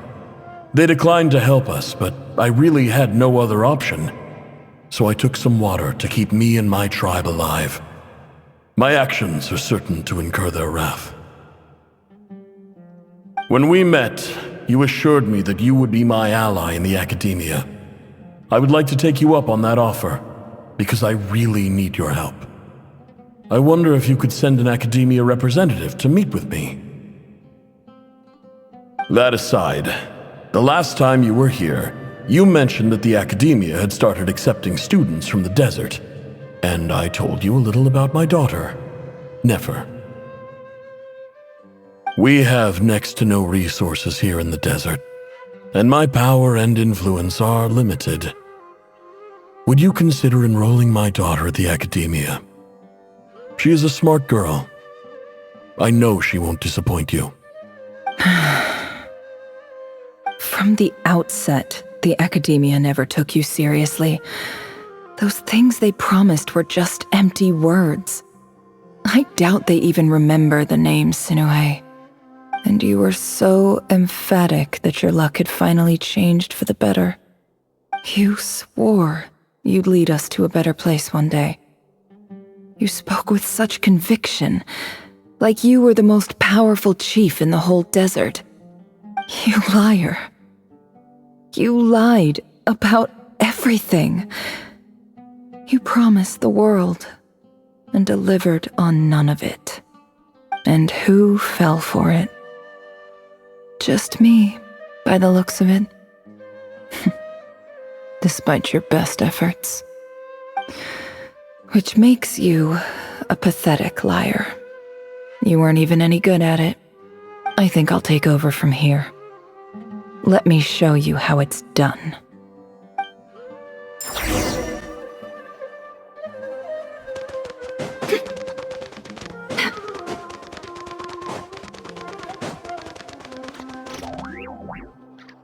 I just came to say goodbye.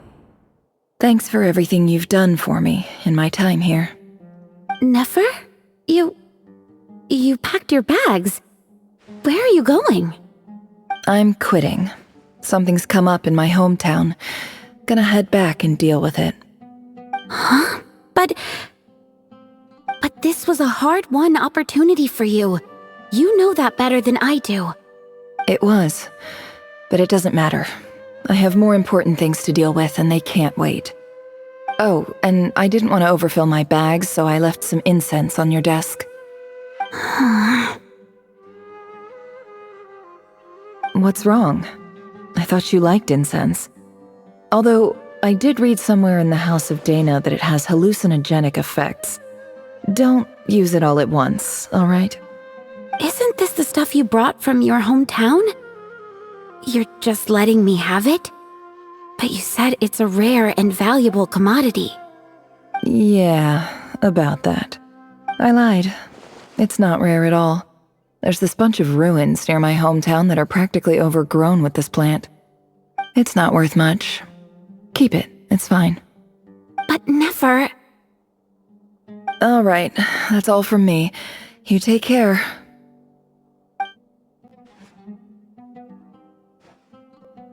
Don't forget me, okay? I mean, we're more than just classmates, right? We're friends. Yeah, I'll remember you. I lied again. That incense is worth a fortune, and it's a rare find even in those ruins. And as for remembering her, I have far too much to do when I get back. No time to reminisce. I'll be lucky if I even make it through this alive. But either way, I expect I'll forget you pretty quickly.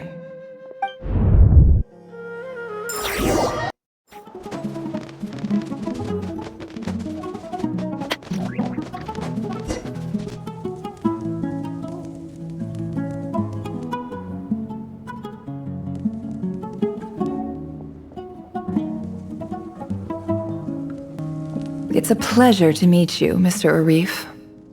So, what does the Academia want? Since they've sent their special ambassador, I assume there's a big business deal to be made. If not, I'd be very disappointed. Please, sir, lower your blade. You're lucky I'm the one they sent. Not all special ambassadors share my admiration for the Iab people. The ever-shifting balance of power in the desert reduced the once great civilizations of this region to rubble and sand. But the story of the Iab has a very different trajectory.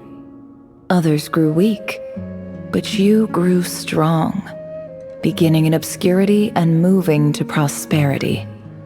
You're the only ones who defied the trend. Huh. So, you do know who you're dealing with? This well is the perfect symbol of your strength, is it not? It used to belong to the Unut, but it looks like you have control over it now. You're not wrong. But I'm sure you didn't come all this way just to flatter us. Of course not. I came to bring you some very good news. Some information that recently came to light, which might just be your ticket to freedom. Records uncovered by the Vahumana Darshan show that a certain well currently under Iab control is built on top of some ancient ruins. These ruins are of great archaeological interest to the Academia. I checked the map carefully on my way over here, and I'm confident that this is the well in question. The Academia is offering 50 million mora in return for excavation rights. 50 million? No, wait. If these ruins are as important as you say, 50 million's a little low, don't you think? Don't get greedy, Iab. We know far more than you think. We know that you seized this well by force. Wasn't that the first step in your rise to power? To drive away the Unut and steal their water supply? So what if it was?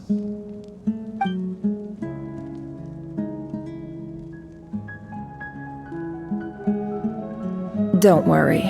As unscrupulous as it was, it's something we're willing to overlook.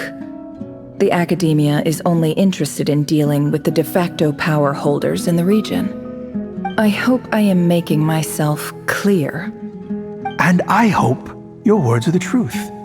If I find out the Academia is trying to play me, I'll hunt down every one of your people and make you watch as I cut their heads off one by one. I assure you, Chief, that would not be in your long-term interests. You don't want to make an enemy of the Academia. You see how I'm dressed, don't you? I appreciate that you've never been to the rainforest, but surely even you recognize an ambassador's attire when you see it. And what does a barbarian like you have to lose anyway? You really think the Sumeru Academia would bother to come all this way just to lie to you? We have more important things to worry about. All right, I take your point. The Academia is the highest authority in the land. I'm sure you're trustworthy people. In that case, we have a deal. We will sell you the excavation rights. I'd like to thank you, Ambassador. This is good news indeed. Excellent news. In fact, it calls for a celebration. Would you do us the honor of staying a while and enjoying some Iab hospitality? Gladly. I am partial to wine myself, and I trust you are as well. So let's indulge in a few drinks together, in celebration of this momentous occasion.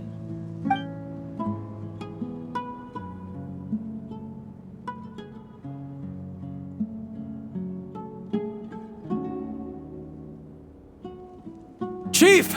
Chief, it's an emergency! It's the Unut. They've taken the well. What? Well, don't just stand there. Take it back. Yes, Chief. I have every confidence in the Iab's military superiority, and yet... Well, what is it? The Unut's response was alarmingly fast. The day after we reach a deal, they seize the well. This can't be a coincidence. Perhaps there is a traitor in your midst. I don't think so. I am obliged to remind you, Chief, that the Academia will only deal with the de facto power holders. If you cannot regain control over the well, I'm afraid you won't see a single mora of that 50 million. No! Please, Ambassador, just give me some time.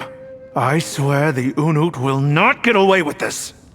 That well is ours, and so is the mora. Glad to hear it. I will wait here for an update. If there is a traitor, I will find them. In the meantime, make yourself at home. I'll report back as soon as I have an update. Much obliged. Wow. All it took was a few words and I've got him wrapped around my finger. What an amazing feeling. So, in summary, Ambassador, the Academia would rather negotiate with our tribe instead of the Iab, yes? The Iab are ruthless murderers who don't listen to reason. And now they have the gall to interfere in our research projects in the desert region. So let me ask you, Chief, if you were the Academia, what would you do? Kill them all. Of course. Precisely. The Academia does not tolerate those who stand in our way. The EAB have held back our academic pursuits for too long, and our patience is wearing thin. At the same time, there is simply no way that the Academia can be seen to be intervening in desert affairs. I'm sure you understand where I'm coming from. We have our own rules out here. If the rainforest dwellers raised arms against a desert tribe, you'd start a bloody war. Right. We can't confront them ourselves, but we can support their enemies. The Unut have always had strained relations with the EAB, which makes you our natural allies. Natural allies. Weren't the EAB your allies once? You were quick to send them after us to protect your interests back when we stole that water. And now look at you. You're at each other's throats. Let me be clear. The Academia wishes to collaborate with the legally recognized rulers of the desert in this matter. We are asking for excavation rights to that well, and our offer is 50 million mora. Say no more. I believe we have an understanding. Good. Then I suggest you get to work. Get us access to that well, and the mora's yours. You see, Dad? Lying is easy when you know how. People will believe anything.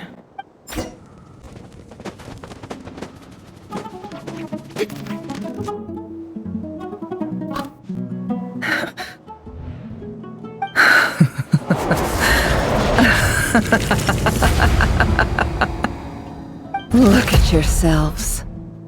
You may be vile, savage monsters, but your butchered bodies bleed like any others. You're no different. You're nothing special at all. The monsters who destroyed my home, they're just ordinary, petty human beings. What a joke. I think we're even now. Maybe I've even done the desert a favor. It's a better place without all these people around. Oh, Sinuhe, my gullible fool of a father. Perhaps if you'd been as ruthless as I was today, our tribespeople would still be alive. In this dog-eat-dog world, a chief needs to be tough to survive. But you couldn't do what had to be done. So I did it for you. Nefer, it's okay. All of this is in the past now. I believe I remember you promising to remain silent. Yeah, but even so... Yehoda, is there anything you can do to ease the tension? Alright, time for a sharp turn onto a completely different topic. So, anyway, that's enough of that. When are we getting out of this place? Feels like we've been walking forever. I'm getting pretty tired. Oh, Alma, you tired? Yes, if we can find somewhere to sit down, I could certainly do with a rest. It's not far now. There should be a temple just up ahead. Yes. Really? A temple? That's where this story ends? I guess that's how things go in the desert.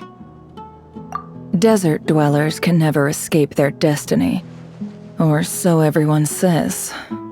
I never wanted to believe it, but looking back now, I'm as desert as they come. You mentioned a temple. What's waiting for us there?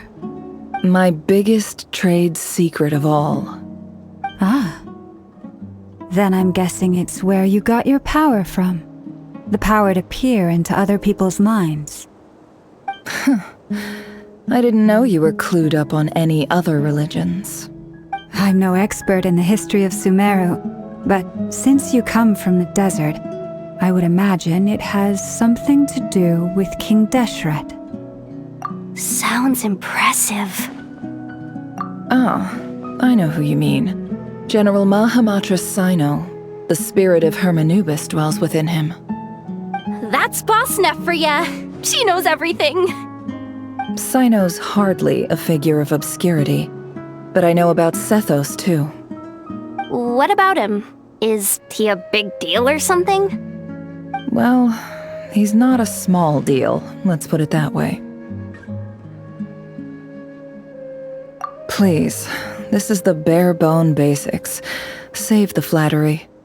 Thanks for your patience, everyone. I'm sure it's been a lot to take in.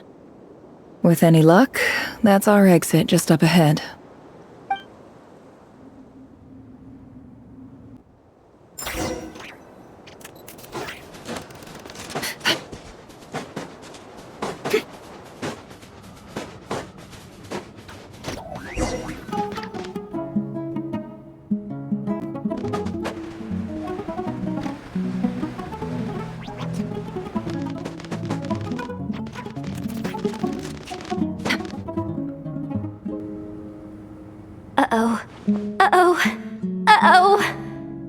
I'm totally out of my depth here. I don't have anything to add about any of this stuff. Like, look at that statue, for instance. I want to do the whole name-dropping, this girl knows her stuff thing too, but I've never seen anything like it before. A statue with the head of a bird. That's Thoth, the Ibis King, one of the 7 pillars of King Deshret. The legends say that he, the Crocodile King, and the Goat King were the 3 retainers of King Deshret. Let's take a look.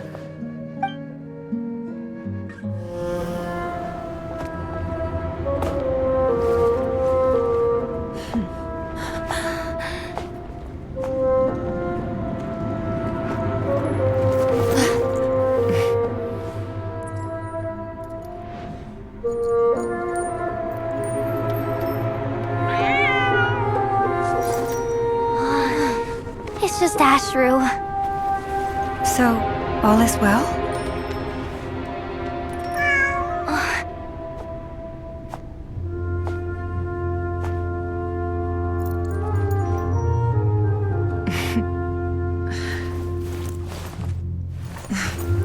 Typically speaking, at this point, the world disintegrates. Then we find ourselves back in the outside world. Besides, these are my memories. There's nothing to fear. You're sure? Of course. It's almost over.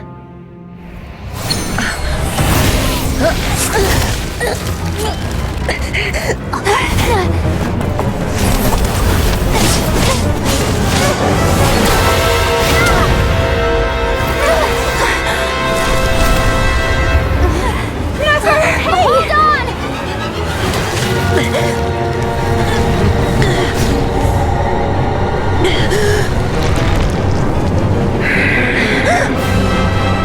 Knowing too much is always a death sentence.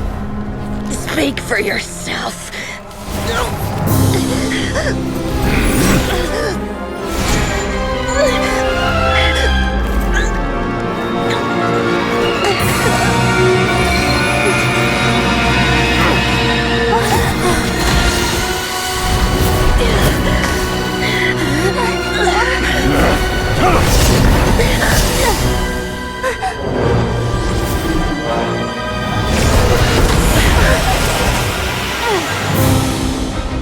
How repulsive.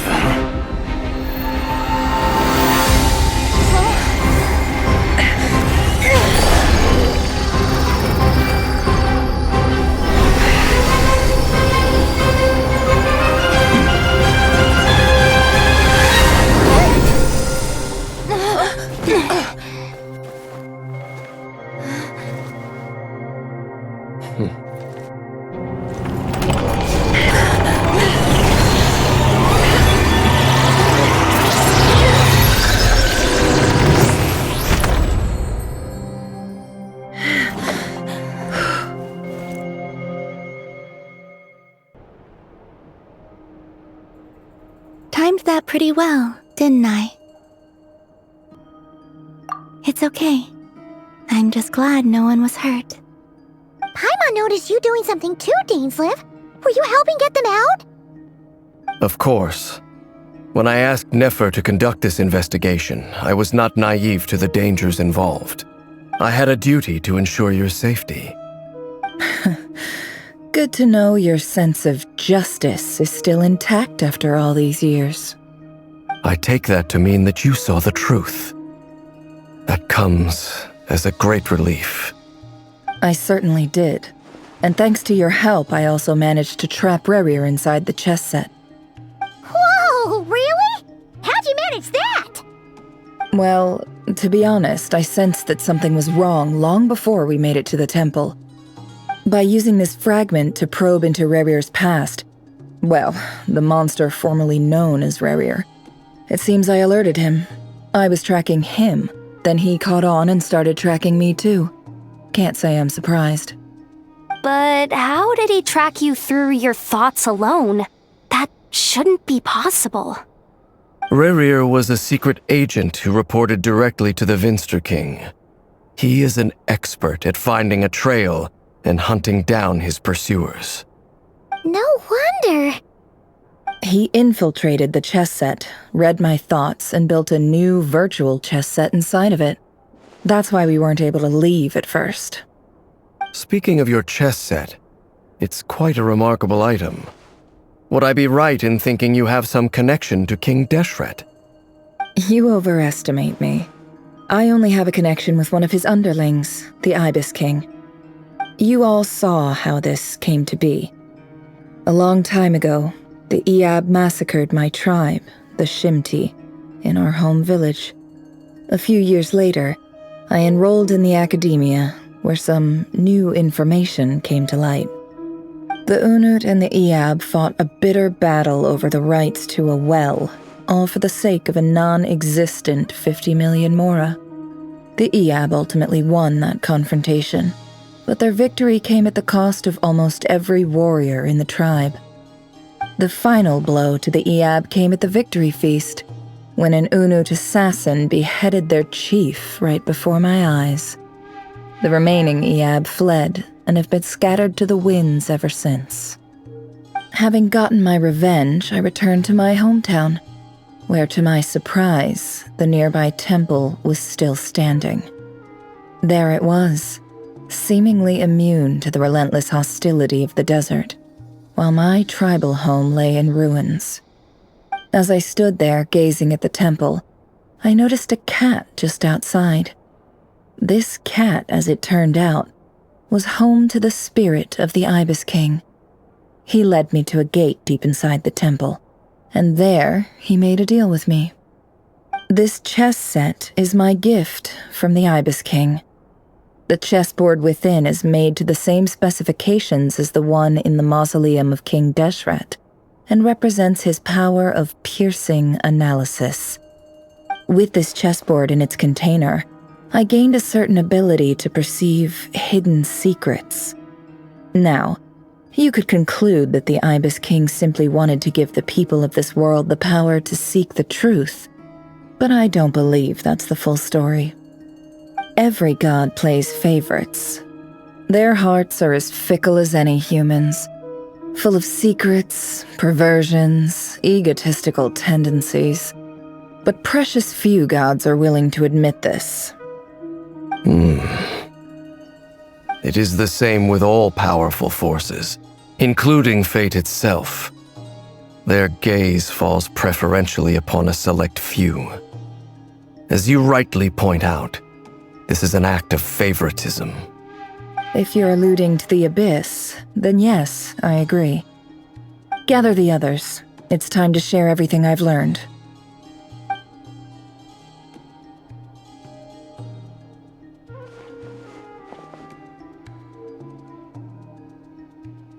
Thank you all for being here.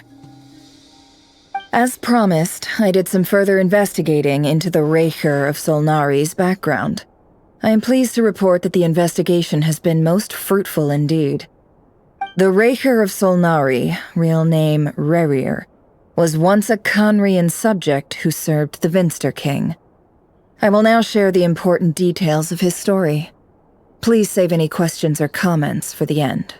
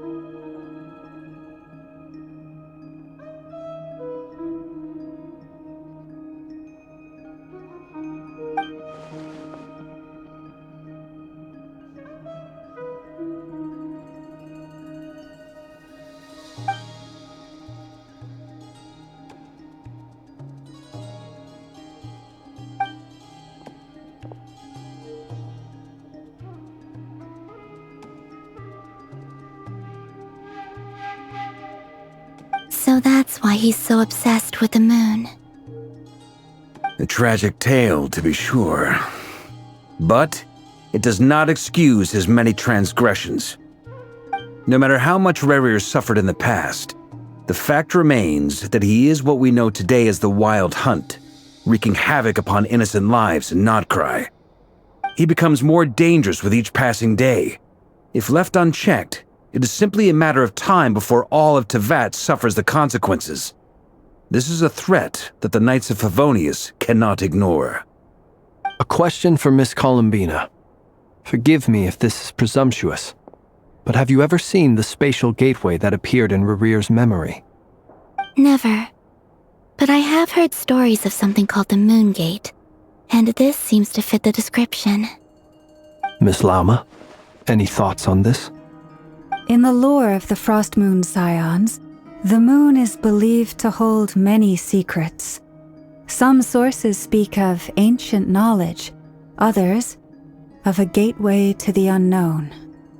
The term Moon Gate is one I have heard before, but as is the case with all of our legends, there are no records of any first-hand witnesses. We cannot know whether it truly exists. Then back to Miss Columbina. As a moon goddess yourself, do you have some idea of where the Moon Gate leads to? Not at this stage, sorry.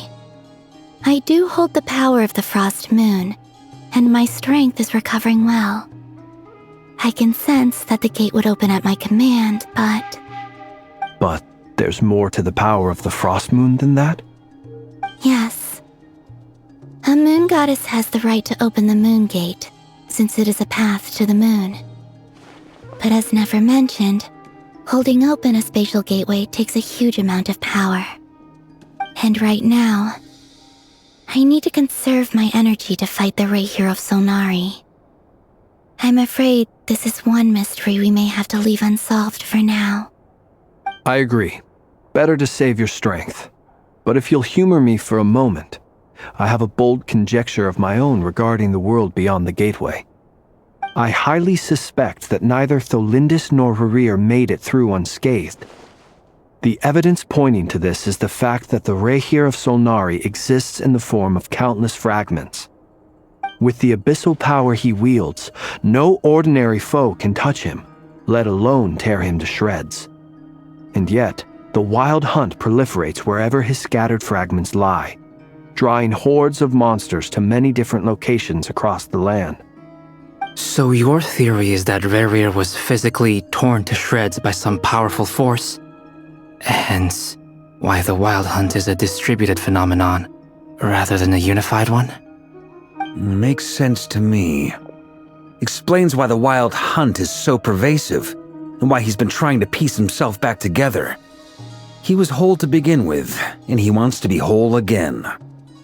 Without the power of the Abyss on his side, he almost certainly would have perished the moment he was torn apart. But the Abyss, much like a curse, has kept him alive. I could not agree more. The power of the Abyss is most surely a curse. It is a compelling explanation, and one that accords with my present understanding of Abyss creatures. whether the life form in question is primitive or advanced, if a curse has extended its lifespan unnaturally, it will continue to survive in spite of everything. This raises some interesting questions. I will run some experiments and see if there is any validity to my suspicions. That being said, regardless of whether my research bears fruit, I would like to thank Miss Nefer for conducting such a thorough investigation. Already, it has greatly enriched my understanding of the entity we face. My pleasure, Mr. Albedo. I too hope that the information I have shared today proves useful as we look to formulate the next stage of our plan. Hey! What is it, Dainsleif? You look really upset! It's just... when I think of the man I once knew as Rerir, I struggle to understand why things had to turn out like this. The two of you used to be friends, didn't you? I don't know if these words will bring any comfort, but my heart goes out to you. Mine too. We can never know all the hows and whys of the way things are. The moon and stars are full of untold secrets and lies, and the skies are host to many more mysteries than these alone. Yet, none of that can begin to compare with the complexity of human life. Those are the first comforting words I've heard in a long time. Thank you, both. Well, I think this is a good place to end today's meeting. I'm sure Nefer needs some time to recover. She's been through an awful lot today. That's very thoughtful of you, Lama. Of course. Sounds good to me. Take some time to rest and digest before we reconvene to nail down a plan.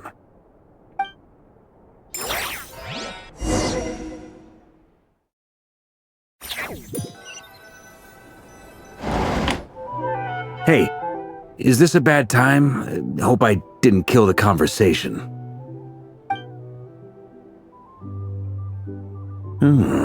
Nice room. Oh, I'm not coming in, though.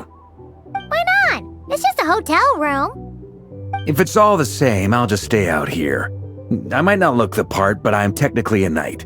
Barging into people's private quarters isn't the kind of thing we do.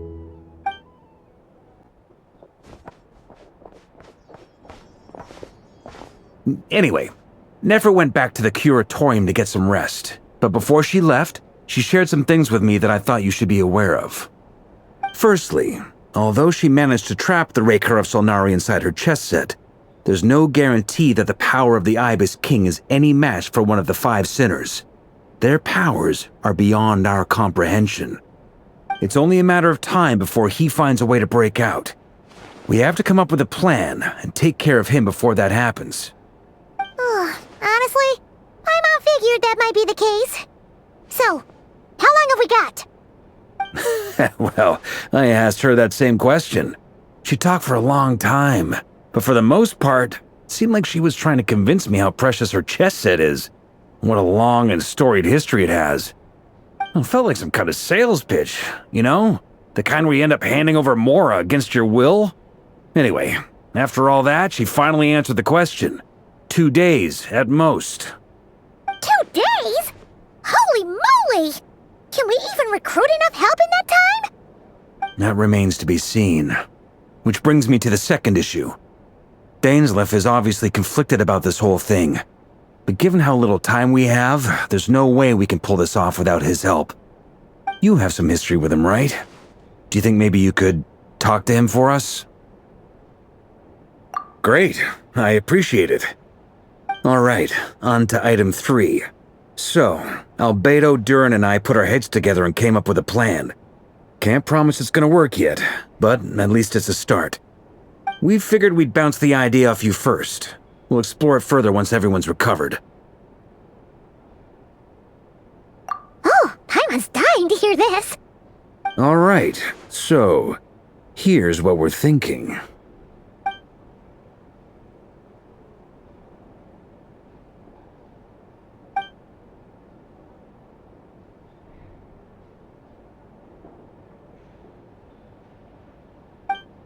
we felt a little uneasy about roping you into this. I mean, firstly, you're not locals, and secondly, none of us are your boss. You're well within your rights to refuse if you so choose. Roping us in? Why would you even say that? We know the stakes here. It's all of us against the Rayher of Solnari, or none of us stand a chance. I choose my words very intentionally, I'll have you know. I like to think there's an art to striking a down-to-earth tone even when the stakes are through the roof. Sir Varka, I have a few thoughts about this plan. I'm all ears. I think we can be more flexible with how the roles are allocated. In my view, the most sensible lineup would be like this. I see your point, yeah. But if that's how we're going to approach this, you'd better make sure you're ready. To be clear, I don't doubt your abilities. Far from it. I just want to make sure. Are you really willing to take all this on? I want to do everything within my power. The Rayher of Solnari is a truly fearsome opponent, and if I do my part, it'll greatly reduce the risk for everyone else involved. Well, that tracks with what I've heard. Jean's mentioned in her letters that you're so diligent it's almost abnormal. As in, most people weigh up the risks and rewards in situations like this. But you seem to just march towards danger without a moment's hesitation. Of course, everyone appreciates a fearless pioneer. But all that aside, I'm the Grand Master of the Knights of Favonius, and you're our honorary knight. I want to make sure your courage doesn't come at the expense of your safety. Thank you, Sir Varka. Well, I should be the one thanking you. It means a lot to have you on board. I'll give some serious thought to your suggestions.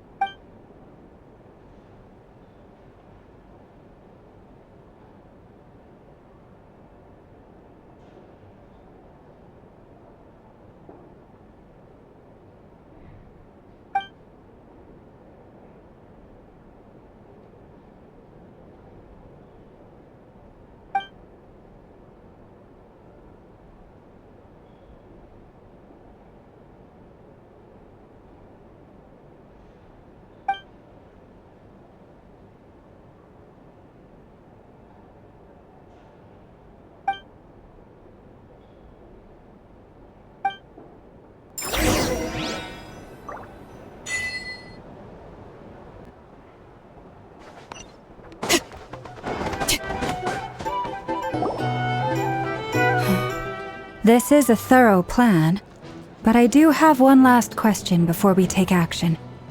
How can we be sure that our enemy won't leave the designated area? Great question. Albedo's been hard at work analyzing Rayher and the Wild Hunt's behavioral patterns. His conclusions are as follows. Firstly, from the earliest known confrontation until now, Rayher has never displayed any ability to manipulate the dimension of space. So it's unlikely he has any power in that domain.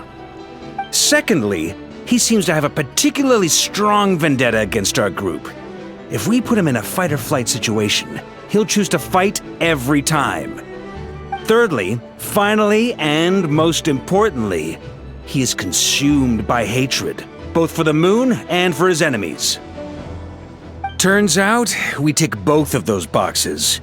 We have a reincarnated moon in our ranks, and a spy who accessed his private memories without permission. He'll be baying for blood, not looking to escape. As someone who's had their fair share of interactions with the Wild Hunt, those all seem like valid observations to me. Understood. Then I will defer to the verdict of the group. Well, everyone, that's the plan in full detail. Albedo and Durin are carrying out their part as we speak. Plan approved. Scheduling. Okay, any firepower you need, I got you covered. Let's light this baby up. The Frost Moon Scions are behind you as well. And the rest of you? No objections? All right, then it's settled. This is the plan we're going with. Next up, an old tradition of mine. Anyone who wants to back out, now's your chance. Wait, we can still back out of this? Everyone says things they regret, right? I don't want anyone feeling trapped because their mouth said yes before their brain had time to think things through. A very people-first approach. I hear that's common practice in the Knights of Favonius. Heh. Who'd you hear it from? D-Luke? Shh. We don't use people's real names at work. This contact will be known only as Owl, please and thank you. This plan can only work if everyone does their part. Flint's and I will absolutely support it. We shall indeed. You'll be glad you accepted our help. Also, you are the last person I expected to see here, Miss Dory. It's not often I get called Dory in a work context.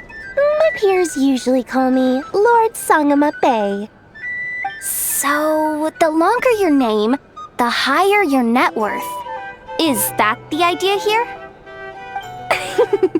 In that case, Mr. Flint's here must be worth a fortune. That's right, I know your full name. It's... The walls are thin here. I'd appreciate you keeping that a secret. Okay, fine. I'm actually only here as a favor for someone else. Do you have any idea how much it would cost to hire me otherwise? Oh, does this mean someone out there actually has the power to boss Dory around? It most certainly does not.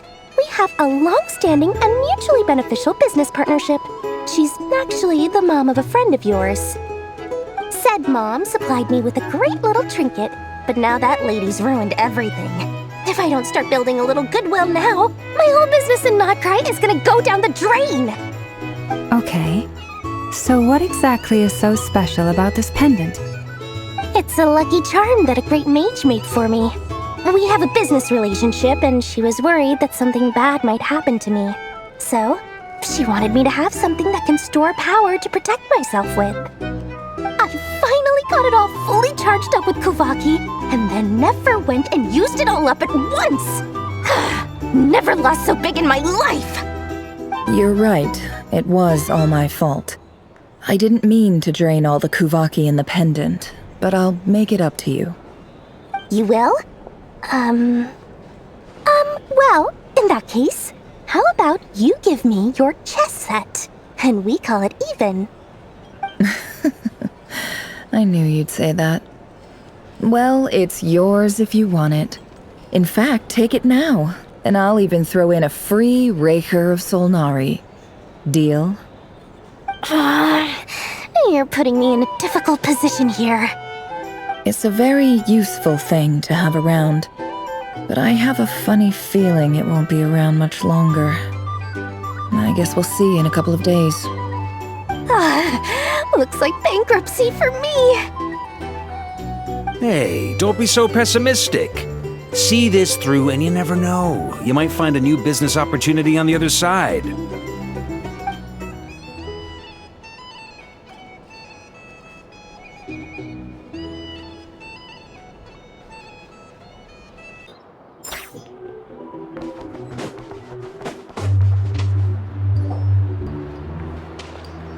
Dory! How are things going? Feeling ready? Oh, I was born ready. We only have 2 days. You think Lord Sangama Bay would let an opportunity like this slip by? Don't forget, when something's in high demand, the people with the goods on hand get to charge the highest price of all, even higher than the sellers taking advance orders. Ta-da! See? It's right here! Ah, it's so pretty! Did you make it? No, I have a supplier. We go way back, so he made me a very attractive offer. Aha! No wonder you were talking about lucky charms at the meeting. You've been getting Kave to make them for you. That's not the full story. It actually started a while back as a project between me and the Dendro Archon. Mage Alice once warned me that this world won't stay safe forever.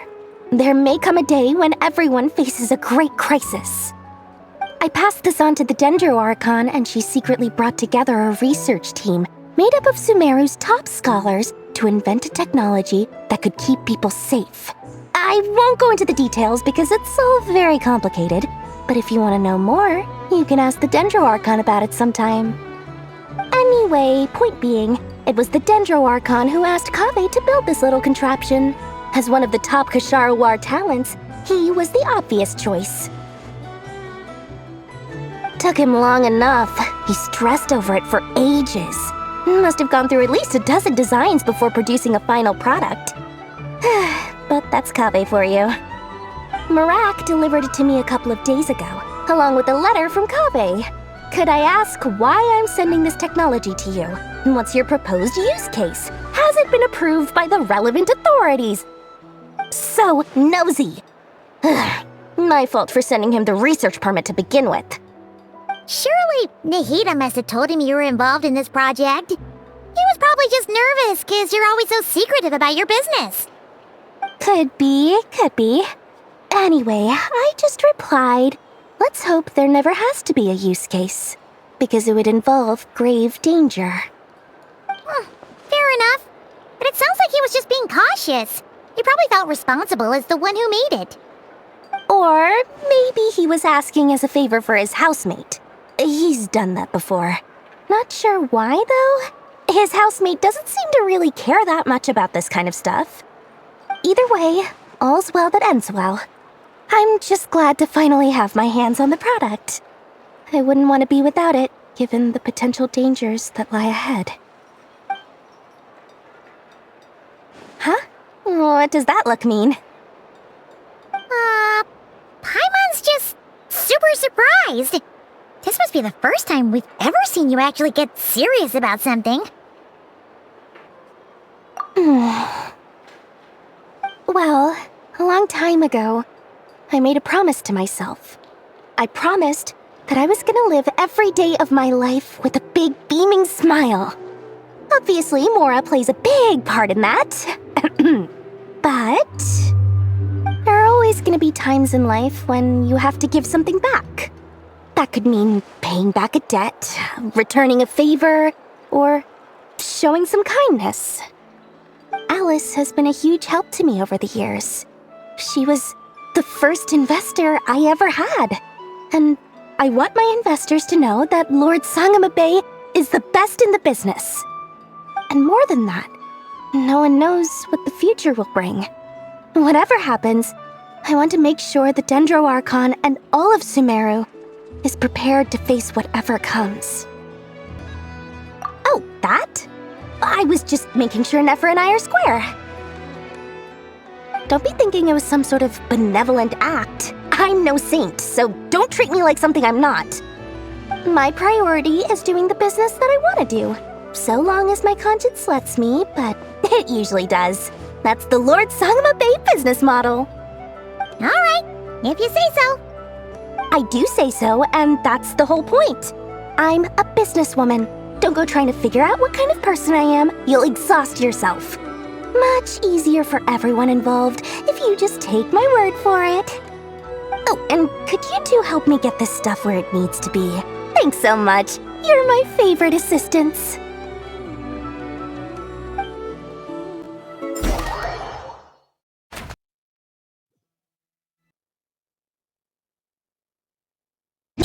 One, two.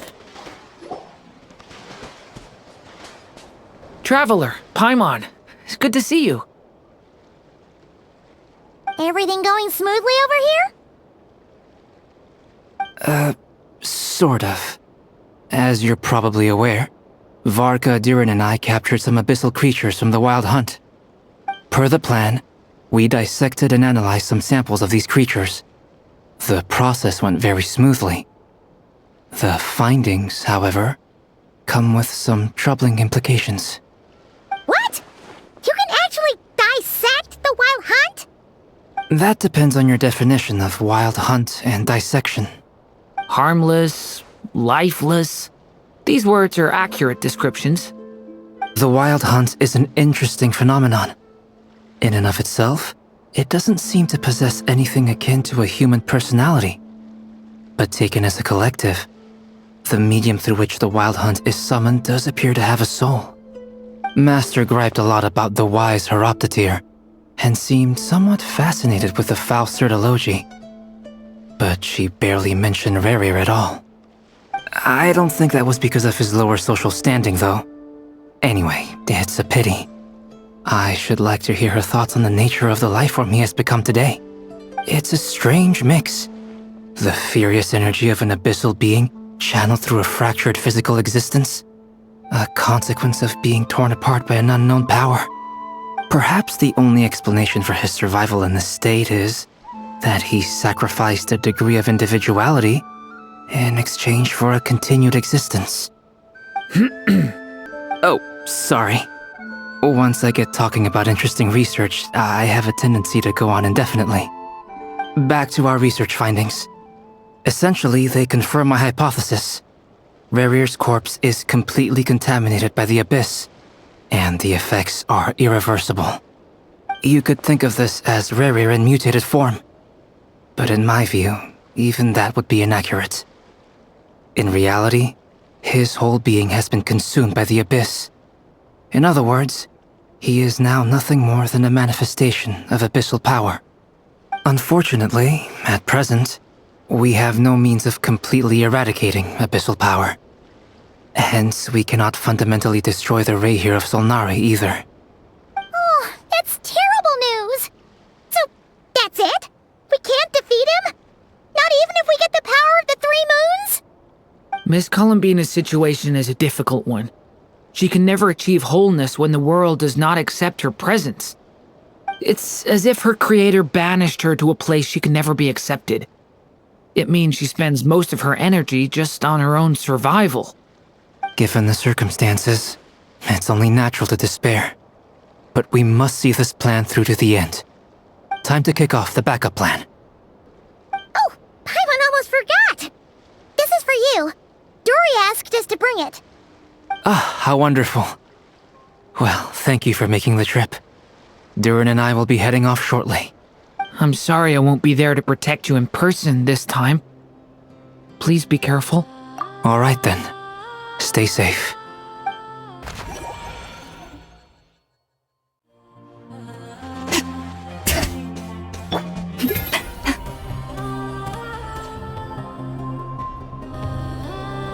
Miss Lauma, is everyone here? Yes. The fate of my flock is in your hands, Grandmaster Varka. Please keep them safe. My lady, what are you saying? Within the next 24 hours, we will face the biggest crisis the world has ever seen. This is not a burden that we deserve to bear, but I believe that we reap what we sow in this life. So I intend to act. I must do what I think is right. For me, that means fighting for the future of Nodcry. This gentleman is the Grand Master of the Knights of Favonius, Varka, Knight of Boreas. In my absence, please follow his lead. Hey, everyone. Guess I should introduce myself. Well, to start with, I know my way around a battlefield. Biggest strengths are honesty and hard-workingness. Anyway, point is, I don't intend to let Lauma down. I'm gonna do everything in my power to keep every last one of you safe and sound.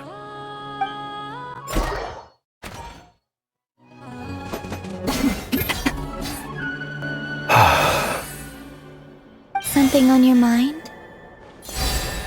Miss Columbina, was it? I believe that's how the others addressed you. That's right. Names are funny things. Have you always been called Dainsleif? Yes. I take it your own name has a more complicated history. I have a different relationship with names than other people. To be honest, I'm not even sure that Columbina is my name. At least, not in the same way that Dainsleif is yours. But it's what everyone calls me. and I go along with it. A lot of my life has been that way. I get so used to things that I forget to question why they are so. I never used to think much about where names come from, or what they mean to people. Maybe something's wrong with me. You're different from other people. I sensed it the first time we met. You're more perceptive than most. I'm sure your long life and rich range of experience explains that. Do you ever find yourself missing Conria, Mr. Dainsleif? Difficult to answer. I have dreamed of the past many, many times. Sometimes I'm fighting tooth and nail. Other times I'm lying on the ground, defeated. I don't recall any happy moments from that time. It has been too long. Is that because hatred survives longer than love and affection? That would not be for me to say. I make no excuses for the grudges I bear. But whatever the reason, I remember little that was beautiful or sentimental. Thank you for your help with the Rerir situation. Without your efforts, I never could have learned the hidden truth of his story. You're welcome. I know he's your friend. Friend? He betrayed me. And I never really understood what he was going through in life. Some friendship, that is. Okay. So, do you plan to fight him with us? You see, you're torn. Now you know what really happened. You see the things he's done in a new light. I need some time. Of course. I completely understand. Anyone else in your position would feel conflicted too. Actually, I went through something similar myself recently. Something happened that changed my perspective on a situation. A situation I took for granted at the time, but now I feel very grateful for it. You mean the Harbingers who still support you, even though you've left the Fatui? Yes. I always thought they were only helping me because Harbingers are forced to work together. But then I abandoned them. A warrant was even put out for my arrest. And even now, they still support me. Which means I was wrong about them all along. Clearly, they view you as a friend. I feel a little guilty now. I regret not seeing her help for what it was, and not treasuring it. I see the guilt that you're feeling now, because I feel it too. Hopefully, talking about it will do us both some good. Have you noticed that the Traveler and Paimon are over there? I think they've been listening. Huh. Shall we say hello? Sure. Hello. Ah! It caught us! I apologize for making you worry. No doubt you wish to know where I stand on the plan to take down the Rerir of Solnari. I'm afraid I need a little time, but I will seriously consider joining you. You will? Oh, thank you so much! Everyone will be so grateful to hear that! They needn't be. This was something that I was going to have to face up to eventually. That doesn't matter to them. They're grateful to you regardless.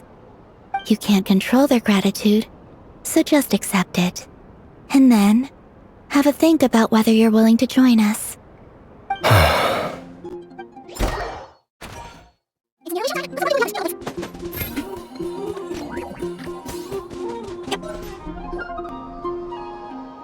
Ah, you're earlier than I expected. Hey, Flint's! Been waiting here long? Not too long. I came a little early so I'd have some time to think. Are you nervous about the battle? Quite the opposite. I'm reminiscing on my past battles. When I was awakened by the Ratniki, I had not touched a weapon in many years. I felt like the battlefield was not where I belonged. But after waging war against the Wild Hunt for so long, I came to realize something. A life of absolute peace is simply not a possibility for me. My restless flame indicates that somewhere inside of me, there is a deep yearning to root out the evil in this world. Oh, that doesn't sound like such a bad thing. Well, in the past, when I was a Fae whose primary concern was hibernation, it was hardly ideal. But it certainly serves me well here in the present. And I am delighted to be able to join forces with you in this endeavor. Looks like I'm not the first to arrive. Ah, Miss Lauma. Did you sleep okay last night? I struggled to settle down at first, because of the nerves. But don't worry. I got enough sleep in the end. I'll be just fine. Please, I'm just doing my part. Never! Over here! Aino asked me to relay a message. She said Anefa will be on high alert and keep a close watch over all secondary districts where defense is required, providing support as necessary. Meanwhile, Aino herself will provide range support to us directly, using her latest invention. Excellent. My thanks to all involved. The chest set's looking a little unstable. It won't hold him much longer. We should be prepared to engage at a moment's notice. No sense sitting around waiting. Let's make the first move while we still have the option. I agree. Paimon, find a safe hiding place. Got it! Be careful, traveler! I will.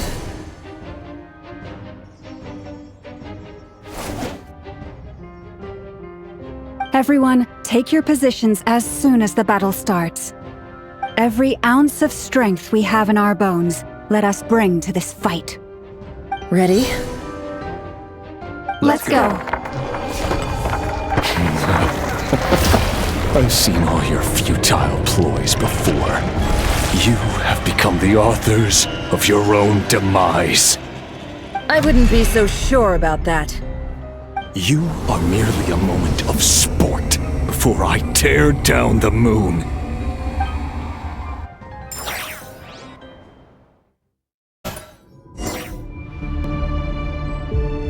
Stay on Moonlight betrays you. Yep, you too.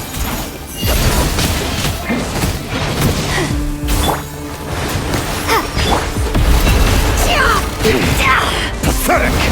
Be silent. Observe. Let me help you guys.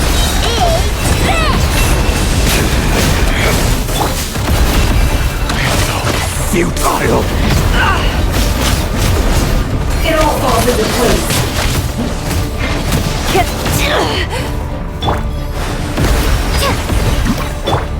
Close your eyes. Pathetic. Hunt them down. To dust. Futile. The moonlight betrays you. With one heart, we pray. The deception ends here. What a joke! Pathetic.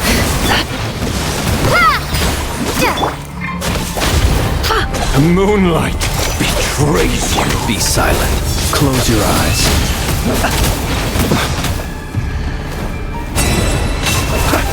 Be silent. No more lies. Can't hide the truth. Seek within. Futile. Hunt them down. Wipe out! Go! Leave. For the everlasting forest.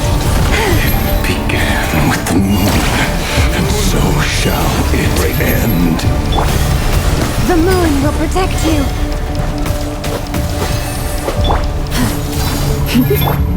It all adds up.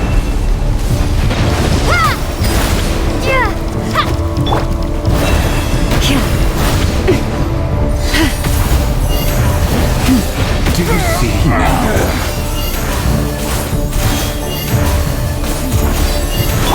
It all adds up. Pitiful here. When will it be as you foretold?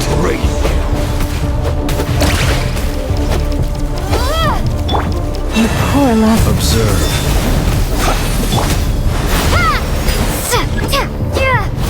Your foul spirit is not welcome here. Can't hide the truth. It all adds up. The mystery unravels. Beware the creatures of the night. Be silent. Close your eyes.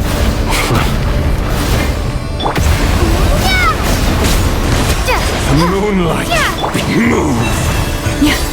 No more lies. The moonlight betrays you. Can't hide the truth. No more lies. Pathetic! You poor... By the frostman of old. It all adds up. It's all futile. Seek within.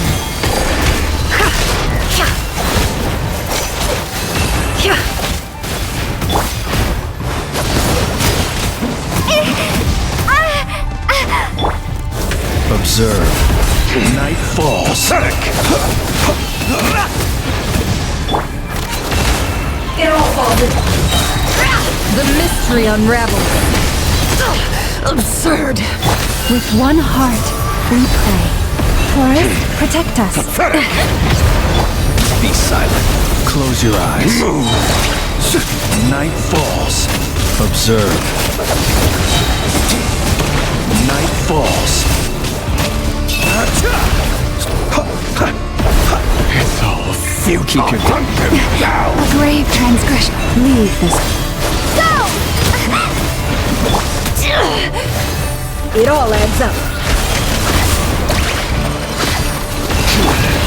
Your little game of heroics is over. Who wants to go first?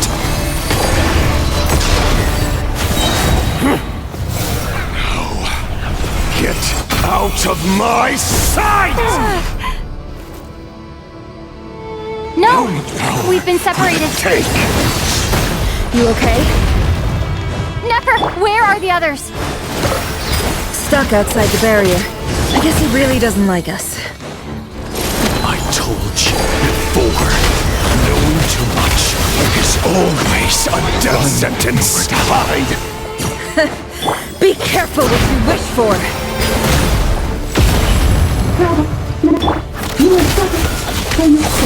Lauma! Can you hear me? Silence! Voices are gone, but at least I know they're still there. I need to focus, stick to the plan, remember my most important task, just stalling him. If I can stall him for long enough, the moment will come. Bombs away! It all adds up. Let's see what you're made of. Seek within. Can't hide the truth. How farcical.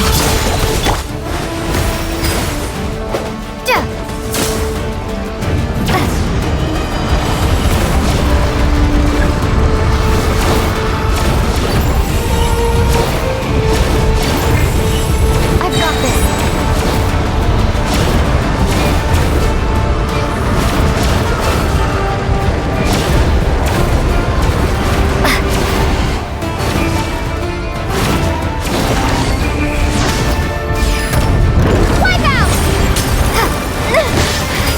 Broken! I can't keep this up. Don't push your luck.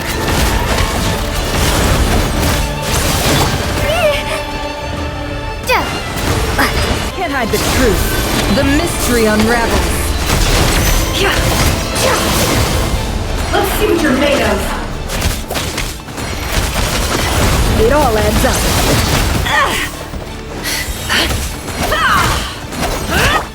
Water jet!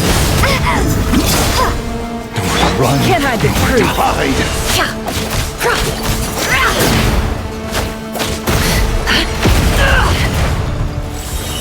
It all adds up. Your death is within my grasp! The deception ends here. Can't hide the truth.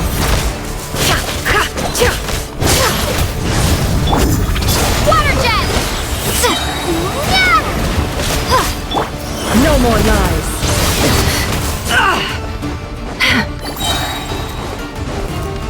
The mystery unravels. Can't hide the truth.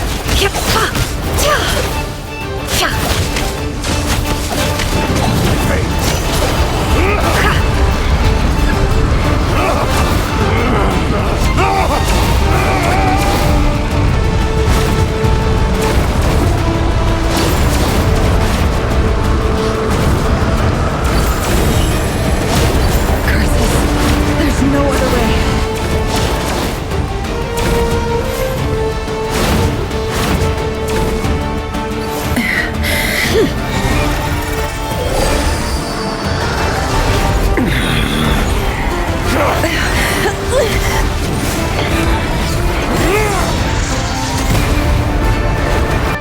The only way to defeat Rarer is to borrow his own power. That means Columbina will have to disappear while you two bear the brunt of his attacks. You have to hold on. Find a way to keep him focused on killing the two of you.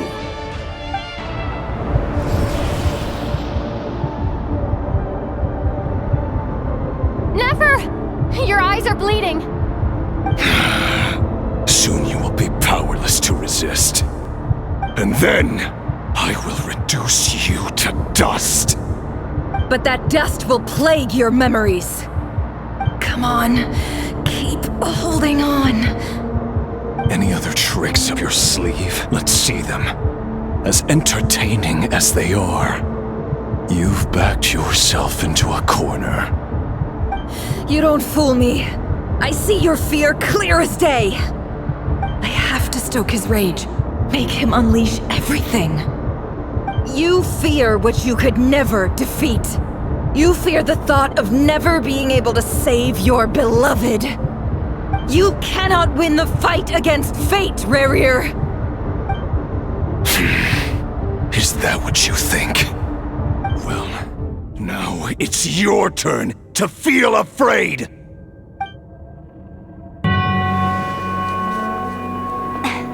You fear the sound of your own name?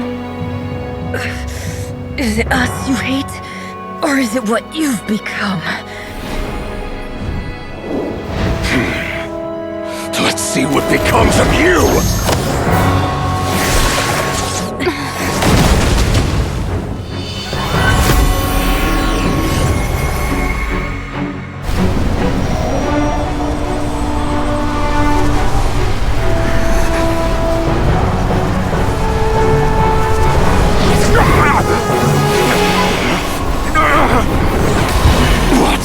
Happening? That power. I've seen it before.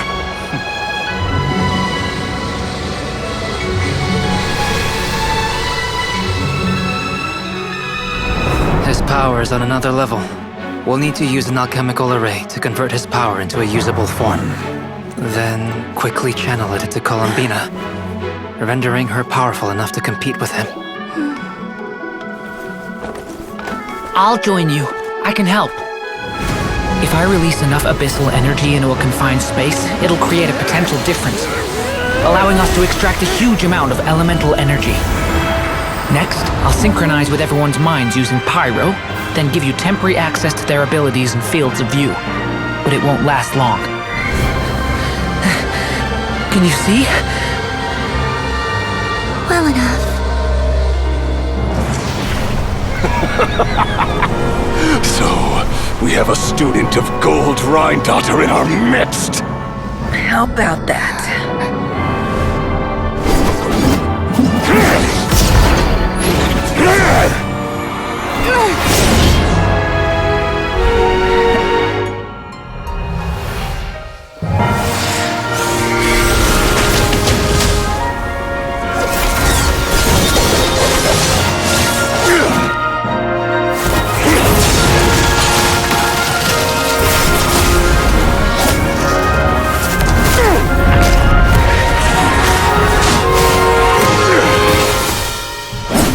use my own power against me? Just like how you stole Kuvaki. Look familiar?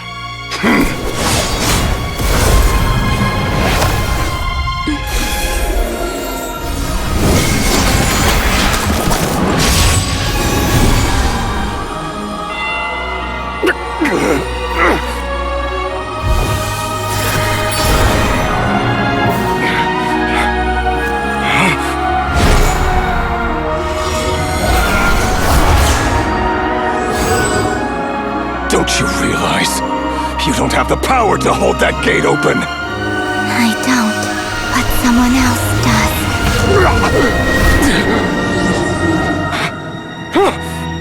Goodbye, Rerir.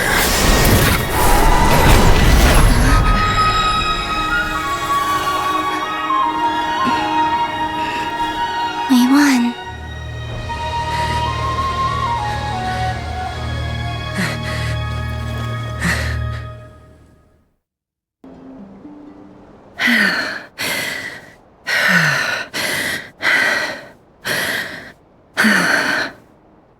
Nefer, how are your eyes? They're fine. Apart from the blindness, of course. It's not too late. Let me handle it.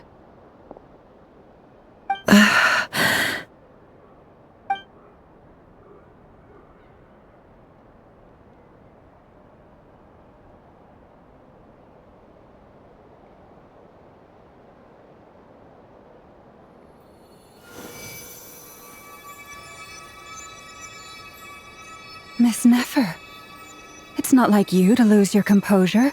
That was the most reckless thing I've ever seen you do. Reckless how? The situation was critical. Our lives were at stake. We had to do something. Even so. Okay. I guess you're right.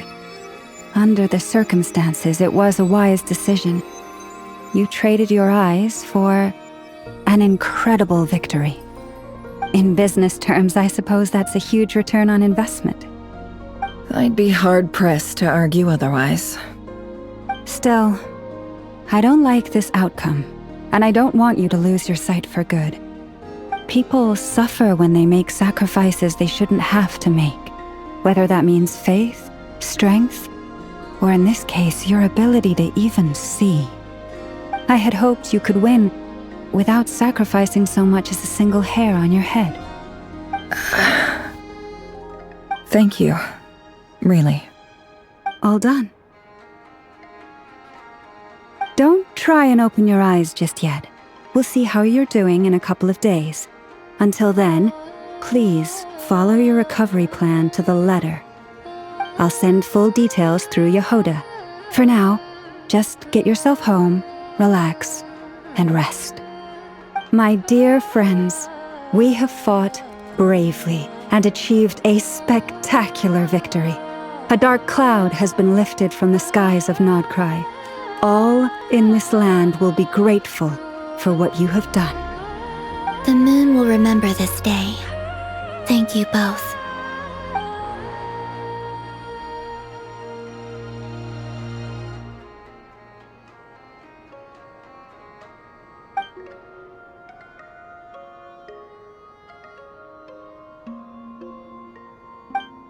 There's something I want to let you know. What is it? When Durin connected everyone's minds so I could access their powers, I also felt everything they felt. And since Nefer's eyes were injured, my eyes are hurting now too.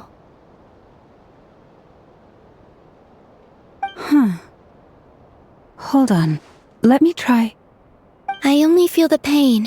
There's no actual damage. I just thought I should tell you. You're right. There's no damage. That's a relief. But I must say, I'm surprised to hear the Kuthar share something like this with me. In the past, you never used to open up about yourself. Things are a little different now from how they were.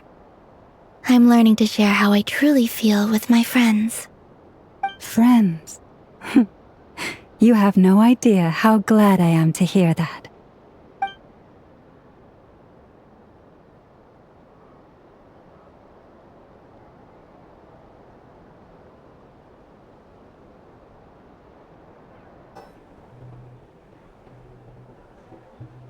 Yay! You're awake! How are you feeling? Any aches and pains? Did you sleep well? I'm doing all right, Paimon.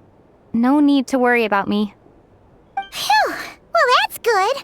Paimon's been sitting on the edge of the bed worrying about you for ages. You slept a whole day and night. Poor Paimon had to eat all by her lonesome. Glad to hear you didn't starve. How was the food? Well, it wasn't the same without you there to share it. Honestly, Paimon just can't relax when you're not your usual self. She couldn't enjoy the food and settle down to sleep. Well, I'm back to normal now. Oh yeah, and Albedo swung by earlier. He said to tell you to head to the tavern when you woke up. Varker and the others are organizing a victory feast and they want to celebrate with you. He also dropped off some medical supplies, but you seem fit as a fiddle, so guess you won't be needing those. If you're feeling up to it, let's head over now. Wouldn't want to keep them waiting.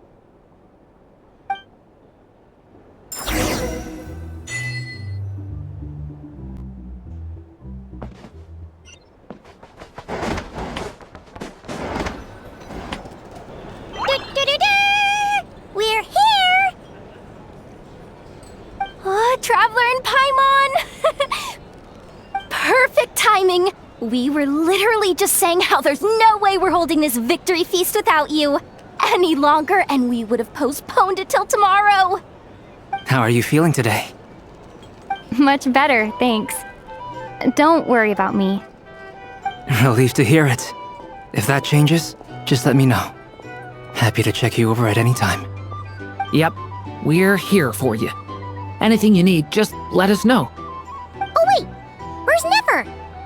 How are her eyes doing? Nefer's right over there. I'm sure she'd love to catch up with you.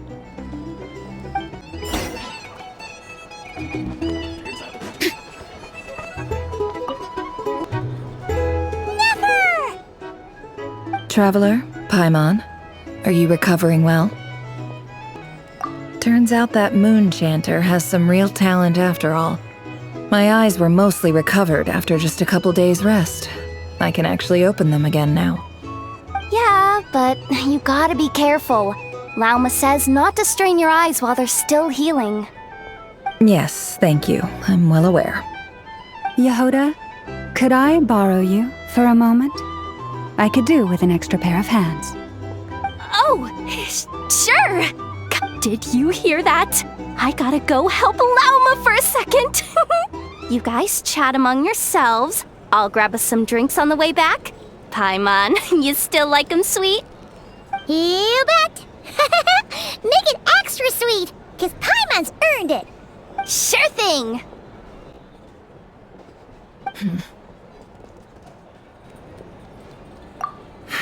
The Raker of Solnari.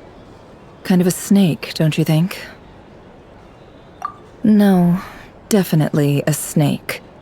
A poisonous one who spewed his venomous hatred everywhere. Anyone who seeks revenge out of hatred for other people has become a snake. That's something my dad used to say. Perhaps. I'm sure it sounds like a very wise and open-hearted perspective to your ears. But me? I think hatred is a perfectly justifiable emotion. What else is left when everything you depended on in life gets stripped away? Something's gotta fuel that drive to keep on living. If you're worried about me, you can nip that in the bud. I'm not someone who gets stuck in the past. It's just... I suddenly feel like I was wrong to call my father a liar. He was just a fool. That's why the Academia turned their back on him, and why the other tribes ganged up on him. Oh, Father. How much better things could have been if you were a skilled liar. Look at the Ibis King. Thoth is a fiendishly cunning liar. And yet, strangely, he feels more like a father to me than my real dad ever was. He's never brought it up, but I'd bet he feels the same way. Why else would he give me the power to perceive the truth, while at the same time training me in the art of deception? Well, King Deshret banished him to Aru, which is essentially a prison, and posed 3 questions to him. He promised that he'd have his freedom if he could find the answers. His response was to take on a physical form and approach me, hoping that I could become his envoy and search for one of the answers on his behalf. Did he really think I'd fall for that? He's stuck there. He can't make me return what he gave to me. So that's enough for you to decide he's nice, is it? He's a prisoner, and he was scared. So he decided to perform some good deeds to win people's approval. He lives in fear because he's a deceiver. How is Rerir any different? You can't work as a spy your whole life and expect a happy ending. It's preposterous. Yet I can't say I don't understand it. Liars live in the darkness of their own making, but it's still human nature to want to go on living. They say that a liar's soul is the most worthless thing in the world. What do you think? Good. If you understand that, it means you're smart, and you see things objectively. If you ask me, the soul of a liar really is worth nothing, because all they care about is themselves. For example, when something good falls into my lap, I don't go sharing the news around. Stops other people trying to steal it from me.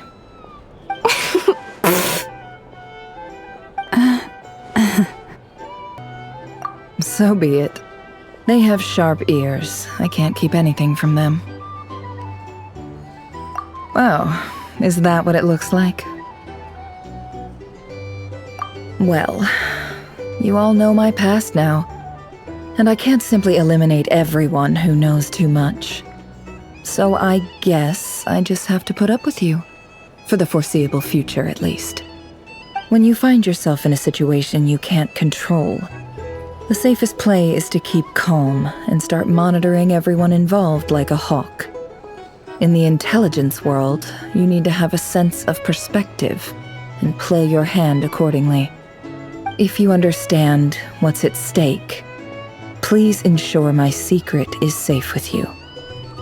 I trust you'll respect my wishes as a friend.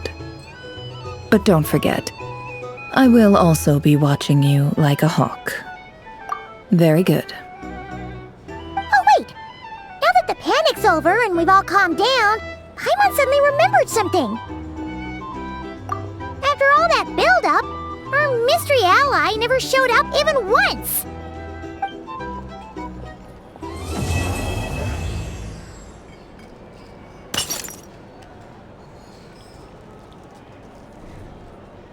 Huh?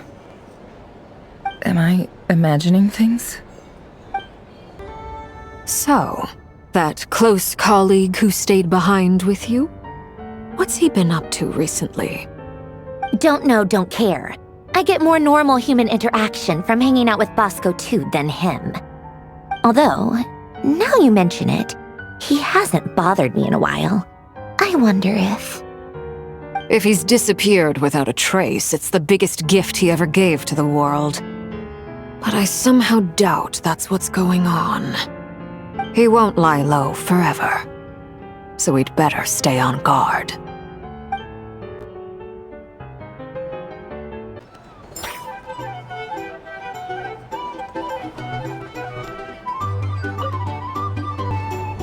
How have you been holding up? Any adverse reactions? If you start to take a turn for the worse, make sure you tell me right away.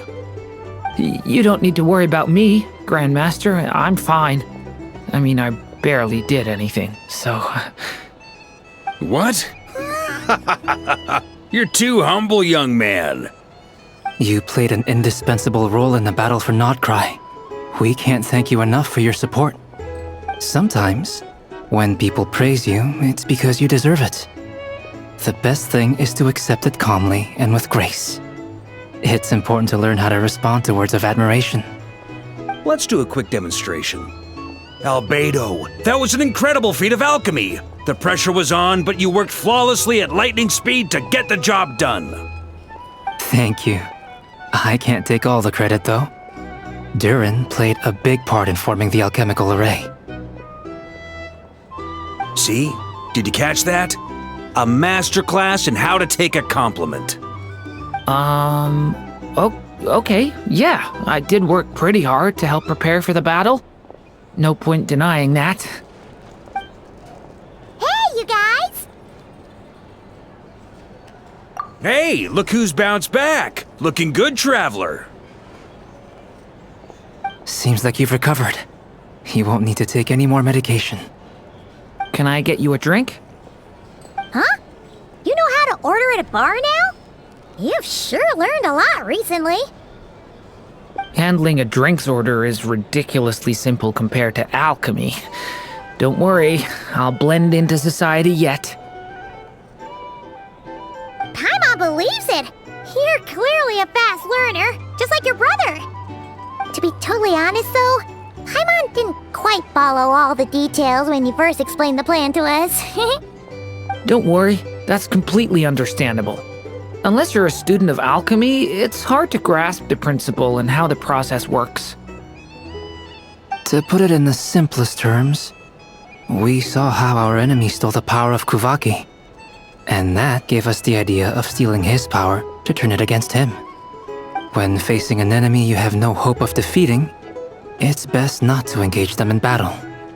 So, instead of looking for a way to overpower him, we decided to help Columbina get strong enough to at least stand up to him in a fight. For this to work, we had to analyze his modes of attack, confirm who his main target was, and make sure that he wouldn't go beyond the range of the alchemical array. For added security, we prepared a total of 4 arrays. But to mitigate the impact of the battle, we identified one location in particular as the ideal spot, which is where the confrontation took place. The alchemical array absorbed his abyssal power. Then Durin processed it to render it usable by Columbina. That power enabled her to do what would otherwise have been nigh on impossible. What surprised me was that Dainsleif actually agreed to join us. Given his history with Rerir, he had every right to sit this one out. But we're extremely grateful for the decision he made. It must have been a painful choice to make. But I'm sure that making a decision was far better for him than staying in limbo. Absolutely. He was torn between 2 paths, but in the end, he made his choice and stuck to it resolutely. He doesn't strike me as the sort of person who'd stay trapped in limbo for long. Anyway, however you cut it, everyone gave a stellar performance. And now, it's time to kick back and celebrate. The drink or some information. Either way, I'd be happy to oblige for starters. I recommend you drink this.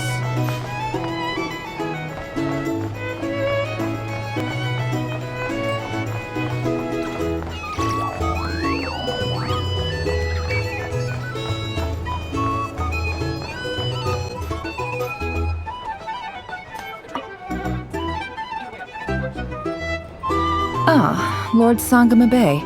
How lovely to see you. I must thank you for the device you provided. It was an enormous help. Would I be right in thinking that it was developed by the Academia? Why come and ask me when you clearly know already? I mostly came to thank you. That's more like it. A little gratitude goes a long way with Lord Sangama Bay. Play your cards right, and you might even stand a chance of becoming my long-term supplier. The chance to work with such a kind and charitable investor as yourself would be a great honor for the Curatorium. Huh? Charitable? Who said anything about charity? First time hearing about it. Let's see. The first plot of land you purchased in Nodcry, your desert interests, and... Stop! What do you think you're doing? Exposing my investment history! It's nothing to hide from. They're all perfectly legitimate investments. And some of the land you purchased was with the intent of building a sanctuary? Yes, I heard about that too. How did you... You're a curious case, Lord Sangamabe. You don't like people finding out about your good deeds, do you? But I'm afraid no matter how hard you try to keep things under wraps, where there's a will, there's a way. You did it for Sumeru, didn't you? It was empty land that was gonna go to waste otherwise. I figured if I built something there, it might at least get some use in an emergency. Disasters are capricious things. They strike without any warning. I've lost family to a disaster before, and I don't want to lose any friends or business partners if I can help it. My elder sister used to dream of finding a sanctuary. Somewhere with plenty of food, water, and medicine. Where everyone could live happy lives. It was something I looked into, but after discussing things with the Dendro Archon, I decided on a more effective strategy.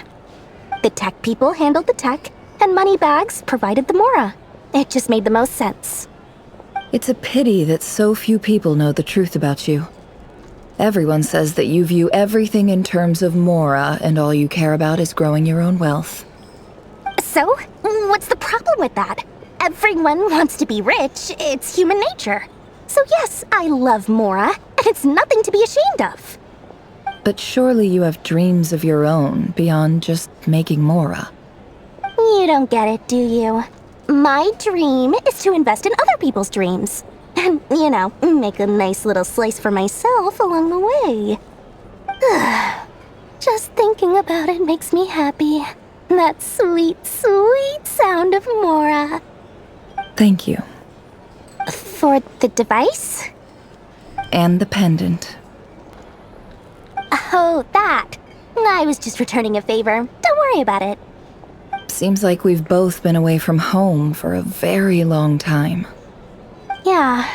So long that I barely remember what my family even looked like. That would be your mother, father, and sister? Yeah, though it's been years since my sister passed away. It's not like I want to forget them, obviously, but memory can be even more ruthless than the most calculating business person. Beyond a certain point, if something isn't helping you, it just gets rid of it. My sister can't help me now. Slowly but surely, her face is fading from my mind's eye. It's become a vague impression. Not everything will fade. When loved ones pass away, the beautiful memories are the ones that last the longest. Yeah, that's true. If you ask me, that's the one silver lining in all of it. Well, that, plus, I'm sure that life is much better now than it was back then. Oh, absolutely. I have tons of Mora, a big beautiful house, business is booming, and I'm as happy as can be. You've got a lot going for you too. Boss of the Curatorium of Secrets? I'm sure there's plenty of Mora to be made in that line of work. I appreciate the vote of confidence. That's the only reason you're here. Yes. I've thought a lot about it. And I've realized that you, me, and Arlecchino should be friends. I think this is very important. So I felt I had to come and tell you. Well, this is a new one. I'm so moved. I can't even hold my teacup. If that's all, you can leave now. Do you not want to be friends with me? Or is it that you prefer being co-workers? What is this, Columbina? Are you deliberately testing my patience threshold? Right now, my politeness module is active. But if you say another word, I swear I'll shut it down. If your politeness module was active, wouldn't you say the word please at some point? Polonia, please see Lady Columbina to the door. Will you still invite me to your next tea party? What? Yes, I think you will. Bye-bye, dear Sandrone.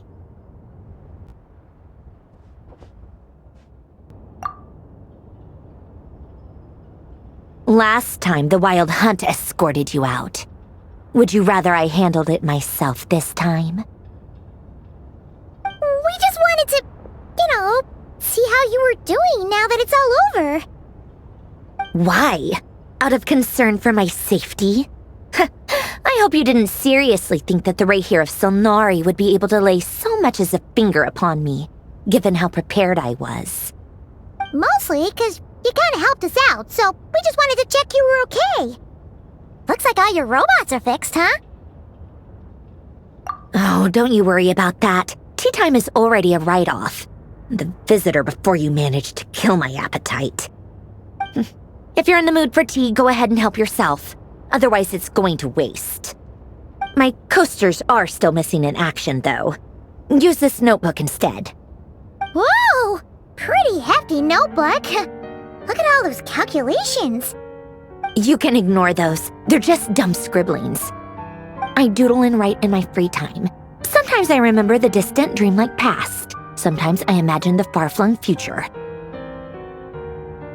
And other times, I grit my teeth and note down all the crazy nonsense going on in the present. Some people do the crosswords in the newspaper. This is my equivalent of that. Trying to predict the future is like daydreaming, and writing about the present just makes me furious. The past is my favorite. If nothing else, it's already set in stone, so I don't have to rack my brains trying to figure it all out. Huh. Although, having said that, the only vaguely interesting memory in my past is probably that guy they call Lord Artificer. Who else? Pretty much all the mecha and Fontaine are his personal handiwork. Wait, are you saying you know him? Like, personally? As a friend? I mean, I guess we were friendly enough. Yep. In fact, I'm probably the only normal person left who knew him at all. We used to chat occasionally back when he was still around. Before he passed away, he asked me to destroy all his manuscripts.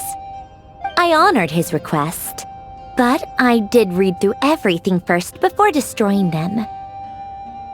I mean, I couldn't let the genius of Lord Artificer Alain Guillotin disappear like that. Would have been such a waste. So, that's where the formulas in your notebook are from? I just told you. Those are my equivalent of crossword puzzles. They're just dumb formulas that I solve for fun when I'm bored. Alain's work was like epic poetry.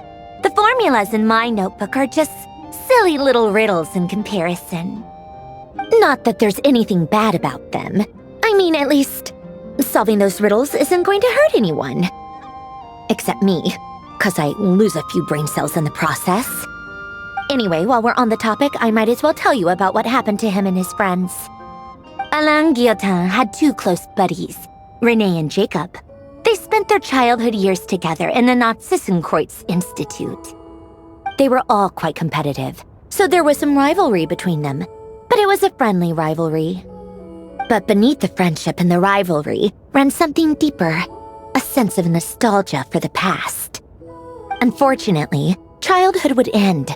The prophecy would come true, the apocalypse would arrive, and the future would never be. A mad dream that would normally only capture the minds of lunatics began to take root in their hearts. A dream of saving the world.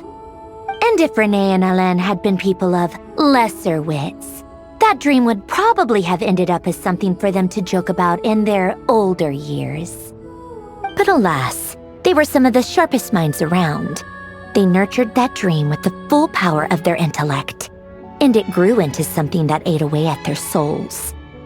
The first of them to fall under its spell was Renee. Against Alain's wishes, he persisted in experimenting on a mutual friend of theirs to try and save their life. Alain did not approve and parted ways with Renee. It's complicated.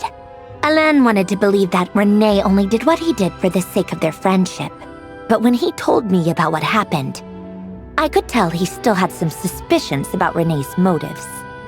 Perhaps the seed that would grow into a nightmare had already sprouted in Renee's mind. Even then.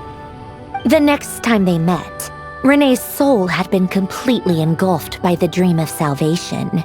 His futile attempt to change the tide of fate only resulted in a wave that swallowed up the world, even before the apocalypse came. And although that wave died down eventually, I hear that it just recently came back with a vengeance. As I understand, Renee wanted to live out his dream of salvation once more. But I'm told that the attempted resurgence finally died out for good. At long last, Renee awoke from his deluded dream. Though of course by then it was far too late. What do you think of Renee? Do you admire his transcendent genius? His view that any price was worth paying to achieve the lofty goal of saving the world? Or do you despise him? Dismiss him as an evil madman who wrought havoc on the lives of everyone around him as he pursued his delusional dream? Same difference, really. Just a matter of perspective. Doesn't surprise me. You share one thing in common, after all. You both want to be the savior. The only difference is, your dream came true, and his, well, he wasn't the one who made it come true.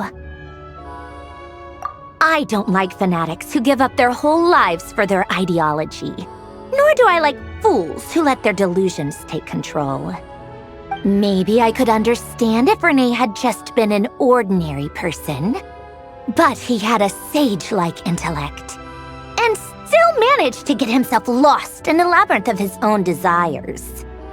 Anyway, that's enough about Renee. Now, moving on to Alain Guillotin, the Lord Artificer. He managed to put a stop to the first storm whipped up by Renee. But after that, Alain lost his friends and family. To his credit, I suppose, the loss of his family and friends was purely a tragic accident. It's not like Alain sacrificed them for his cause or anything. After that, the only thing supporting his work was the same dream that had dragged his closest friend down to the abyss.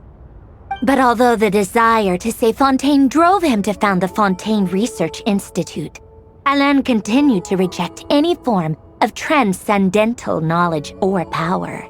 He was suspicious and fearful of it, having seen the way it had affected his closest friend.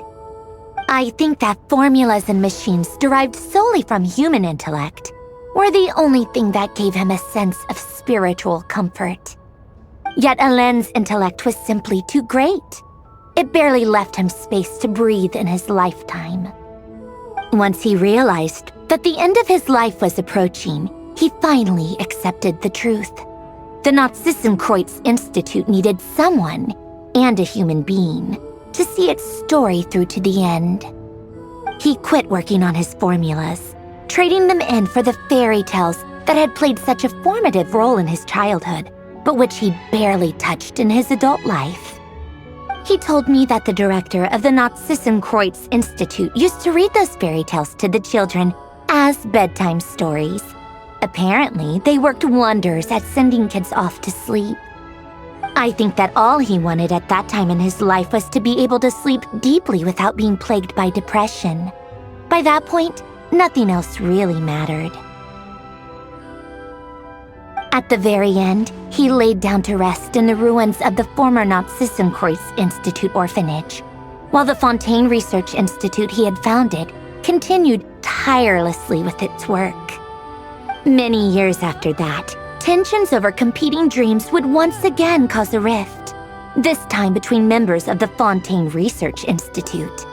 But the actions of those fools had nothing at all to do with Alain. And that is the story of two people from the Nazissenkreuz Institute who both wanted to save the world. One went all in on his fantasy of salvation without ever looking back, and ended up calmly sinking to the bottom of the deepest sea. The other sought desperately to burn bright in his life, even though he wasn't sure where he was going. I do sometimes wonder, why is it that people like them have such grand hopes of saving the world? Even the grandest tree starts as a tiny seed. So perhaps, for each of them, their mission to save the world began with a very simple desire: to save themselves. They were young children with friends and family who mattered to them, desires to explore the meaning of life, ambitions to have a successful career. They didn't want to see all of that taken away in one fell swoop. Or maybe they just wanted to find something to anchor themselves within the chaos, to stop them getting quietly swept away by the storms of life. But instead, the search for their own salvation took them down the rocky road laid out by fate. Do you think the desire to save oneself is enough of a justification to try and save the world? Sensible answer. Glad to know you've got your head screwed on straight. Alain would disagree, though. I asked him the same question back when he was in his prime, putting all of his energy into his work. Yes, it's enough. No elaboration, just a quick, short answer before getting right back to his work. He was always that way. All right, tea time's over. I owe Arlecchino a favor for telling me these stories. I'll have to bring a whole sack of gifts the next time I visit the House of the Hearth. I'm gonna go tinker with Polonia now. You guys can do whatever you want, as long as it doesn't involve interrupting me. Polonia, exit hibernation mode. Begin diagnostics.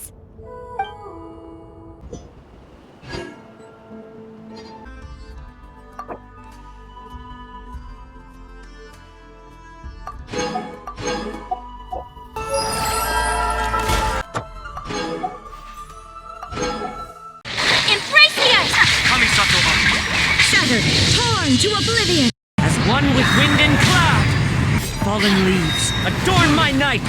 Freeze to the core. Vengeance will be mine. Flickering candlelight.